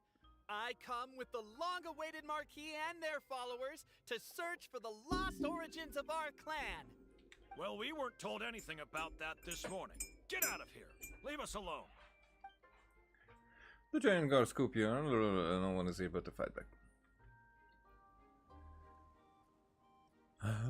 Yeah. You and Albizzi only wanted to strike up a conversation with the guard. But since greeting you wasn't one of the items included in today's schedule, the relationship quickly soured. If you're just looking for a way in, why not Why is my own clan treating me like a villain? You've been away too long. We all have. Feels like we've been waiting forever. It's more like I can kill dragons and whatnot, but I'm scooped to the side. We should be getting close. Why is this place so full of junk? Are you the kind of people who never throw away the box when you buy something because you're worried you won't be able to return it without the original packaging? We'll never find the Oracle Pillars in all this mess. Never mind that. We have a more pressing issue. It seems there's a slight problem with my clan's family crest. The Marquis may need to utilize their wisdom to solve the issue. Yeah, 2, 3, 4, 5. That's not that complicated. Wisdom too, huh? Well, you guys have a bit of everything, don't you? Except empathy. Over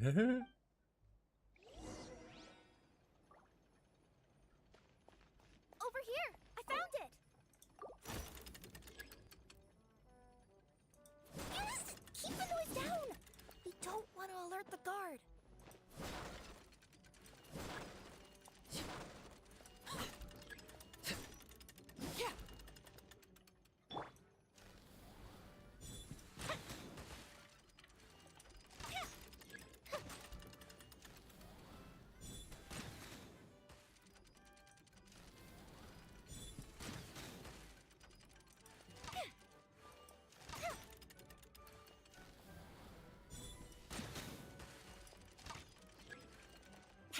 Can't you destroy the boxes a little more quietly? I did.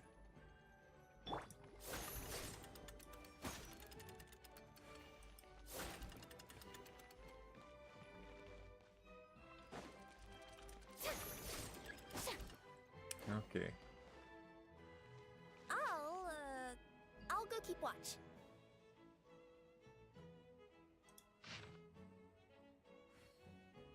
So it starts from the side, I guess.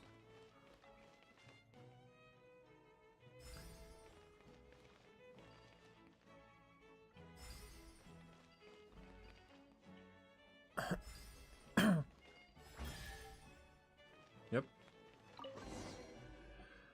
This is the last one. Alright. Okay, Galileo and Alberto did many good deeds again today, though it was most tiring to have the old lady on the bridge move her barrels of hard apple cider. They each got a small barrel as their reward. The moonlight was unobstructed and beautiful, and the two good friends climbed up the hill, the high wall that had been built to save the evil dragon. Off. Alberto lost the rock paper scissors match, so he had to hold the barrel of cider under the crook of his arm as they climbed the ladder. Look, this is the big house that our chubby chief was so proud of. Doesn't look so big from here, huh? Said Alberto, as he looked at the house. You're wrong, that's my home, said Galileo. The chief's house is that one. Alberto's night vision was not all that good, and moonlight could never compare to daylight. If one were to close one's eyes, the light could not be seen at all. He tried a little harder, but could discern nothing more. But it's also really small, Galileo continued, so there's nothing wrong with your statement. Galileo and Alberto were both rather perceptive people. Galileo's reply covered for Alberto's discomfort regarding his poor vision, while Alberto also lost the rock paper scissors match on purpose so that he could carry the cider barrel because the gears under Galileo's ribs were injured. Because the gears under Galileo's ribs were injured. The gears! Here's to you. The two friends raised a toast once Alberto stuffed the cork back into the barrel. The next day, the two gathered everyone in the village plaza. First, they apologized for the collapse of the anti-dragon wall and told all the people that they were preparing to have a talk with the evil dragon. I know it was a lot of work for everyone to fix that wall, but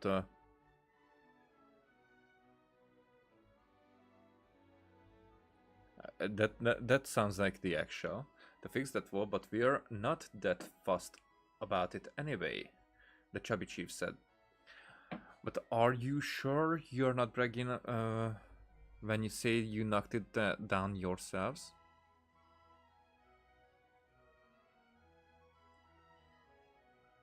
So it could be like somebody accidentally almost destroyed this world and then tries to repair because of guilt. Of course, that was not the chief's point. He too was a good person. He continued. Also, it's too dangerous to seek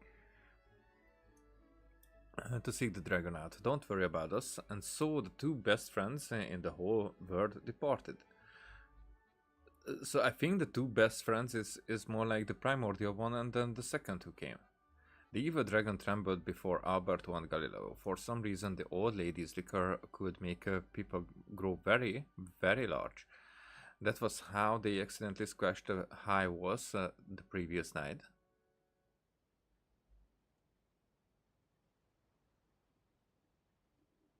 The old lady's liquor could make people grow very, very large. It could be that the primordial one did kill the dragons, like growing very large. Actually, like literally. Then go very little. You know how gods are like walking around like everyday people. That was how they accidentally squashed the high walls the previous night.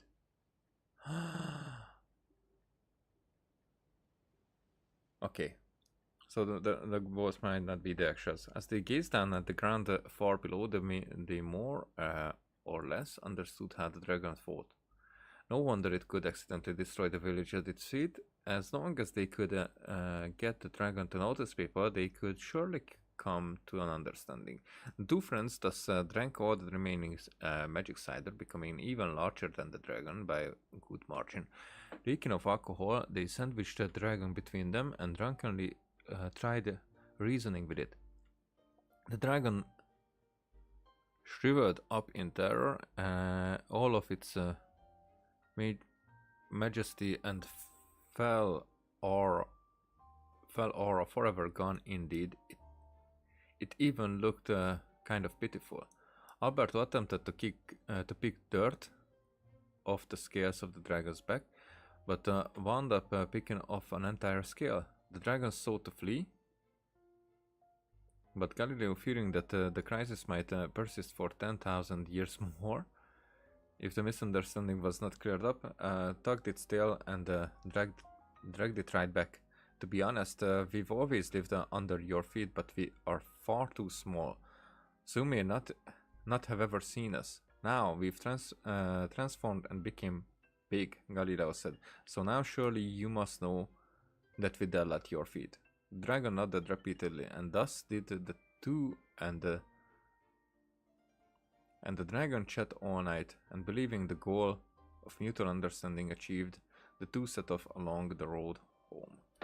Okay, so the story here, I think that the dragons have lived here, they had the authority, but they didn't care about anything else. So for other races to thrive and to grow, and that the world to grow where dragons are just one kind of citizen, not dominating over others, the world had to be changed. And for that first, their authority had to be removed for a little bit. But then their approach has changed. As you could see with Apep, that they were always fierce and like the big ones, and the original dragons, they are like not presenting a world where like everybody would peacefully just go around as they want. The signature. So it's true. Empathy is one of the founding virtues of Constellation Metropole too.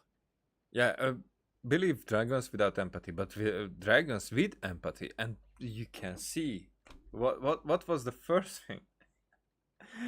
What was the first thing that had to be thought? The humanized dragon, Nuvillet?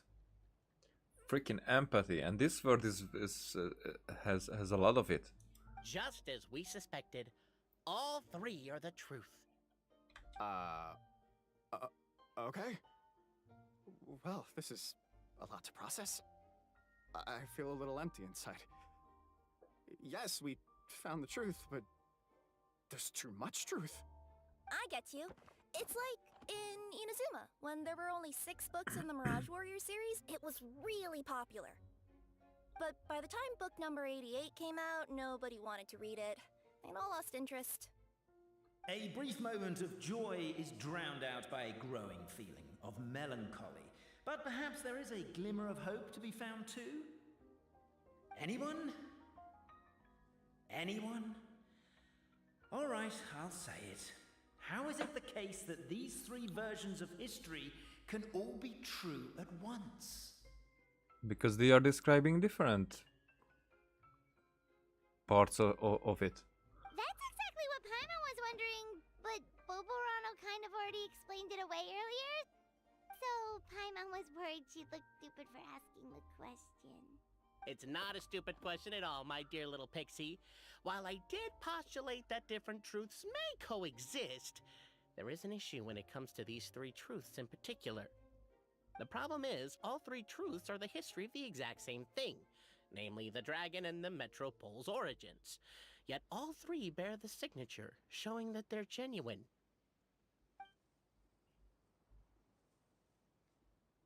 Time? Suddenly, the sound of a bell rings out. The bell! It rang once! What does that mean again? Ah, yes! Highest level of emergency! Everyone to the main entrance. Stat! Bring all the glue traps and place them outside the gates. The whole city is on the lookout, and there's only one way out. It's the path right in front of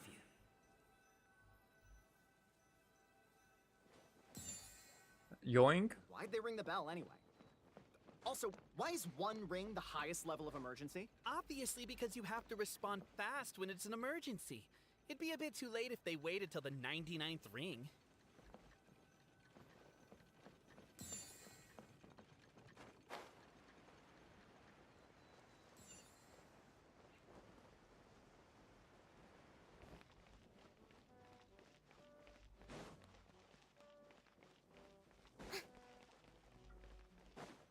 Why are these things here?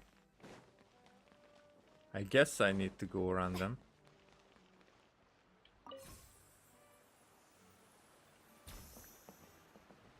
But nothing's sure nowadays. We made it out. Don't know if we'll still be needing this clockwork key, but I yoinked it out before we ran, just in case. I said it. Okay, but back to the truth problem. There are 3 conflicting versions of the truth, and somehow they're all still true. What is that supposed to mean? I mean, I don't get the conflict. I don't know. I doubt anyone here in Simulanka could make sense of it. All we do know is that any manuscript bearing her signature has to be valid. Well, she is the goddess of fate, the creator of all this. And all these manuscripts are her grand design. The reason we argued about who was right was that we didn't know enough about the truth of the past. But now we have the truth. So we just have to accept it. As surely as we will follow the clockwork path designed for us, so is this the course that history has taken.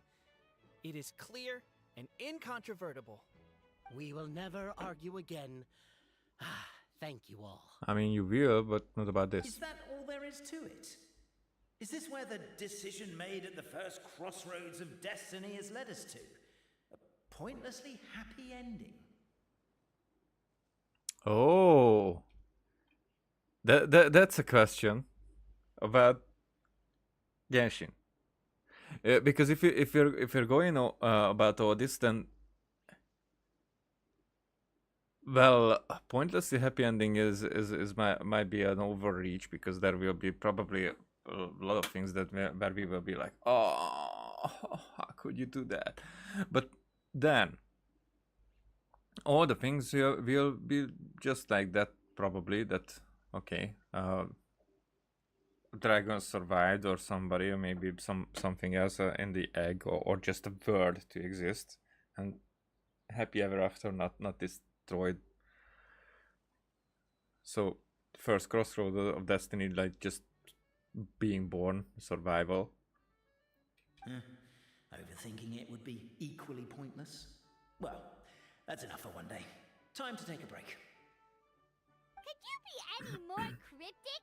You're planning something. Paimon knows it. Whatever happens, today was a breakthrough in my journey of discovery. I will go back and share it with my clan. Me too. And me. Let's leave it there for today then. I'm sure we'll find out what else Mr. Narrator has planned for us tomorrow.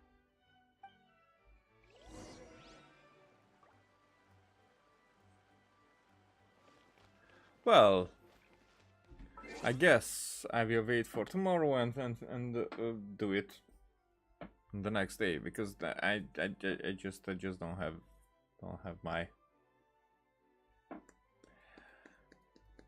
my attention there at this moment. So yeah, even like that, 4 hours just happened. So maybe tomorrow, maybe even today. Actually, very possible, but probably today. At one point, I will be coming back and just play a little bit more. Interesting, actually. So I'm intrigued, and it's also that it's getting into the juicy stuff early, and this was a lore bomb. It's more like you have to be. I'm very curious because now that I see that way, that lore everywhere and parallels with the cosmic things, I see them everywhere. Not that I'm understanding, but I see them. It's more like I'm just thinking, what does this all, what sense these things make without that consensus, without that part, because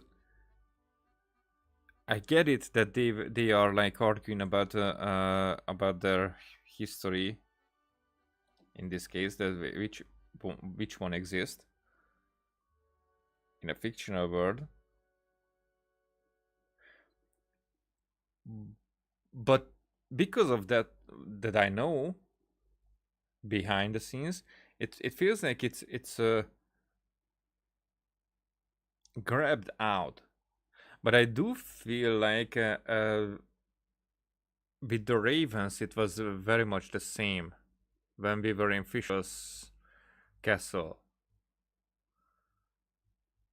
So I think there already were so many lore bombs and whatnot that I just couldn't see. So I think if somebody is not that much into the lore and they are here, they are like pointless fun everywhere, and I am interpreting it very, very differently, and it was probably like that all the time in the previous events. I mean, the Archipelago events and whatnot, where I did not take that seriously. I definitely thought that those times were like just funny little stories and with a few more serious ones. But these were very serious ones. Whatever. We'll continue later. But thanks for watching. See ya. Bye.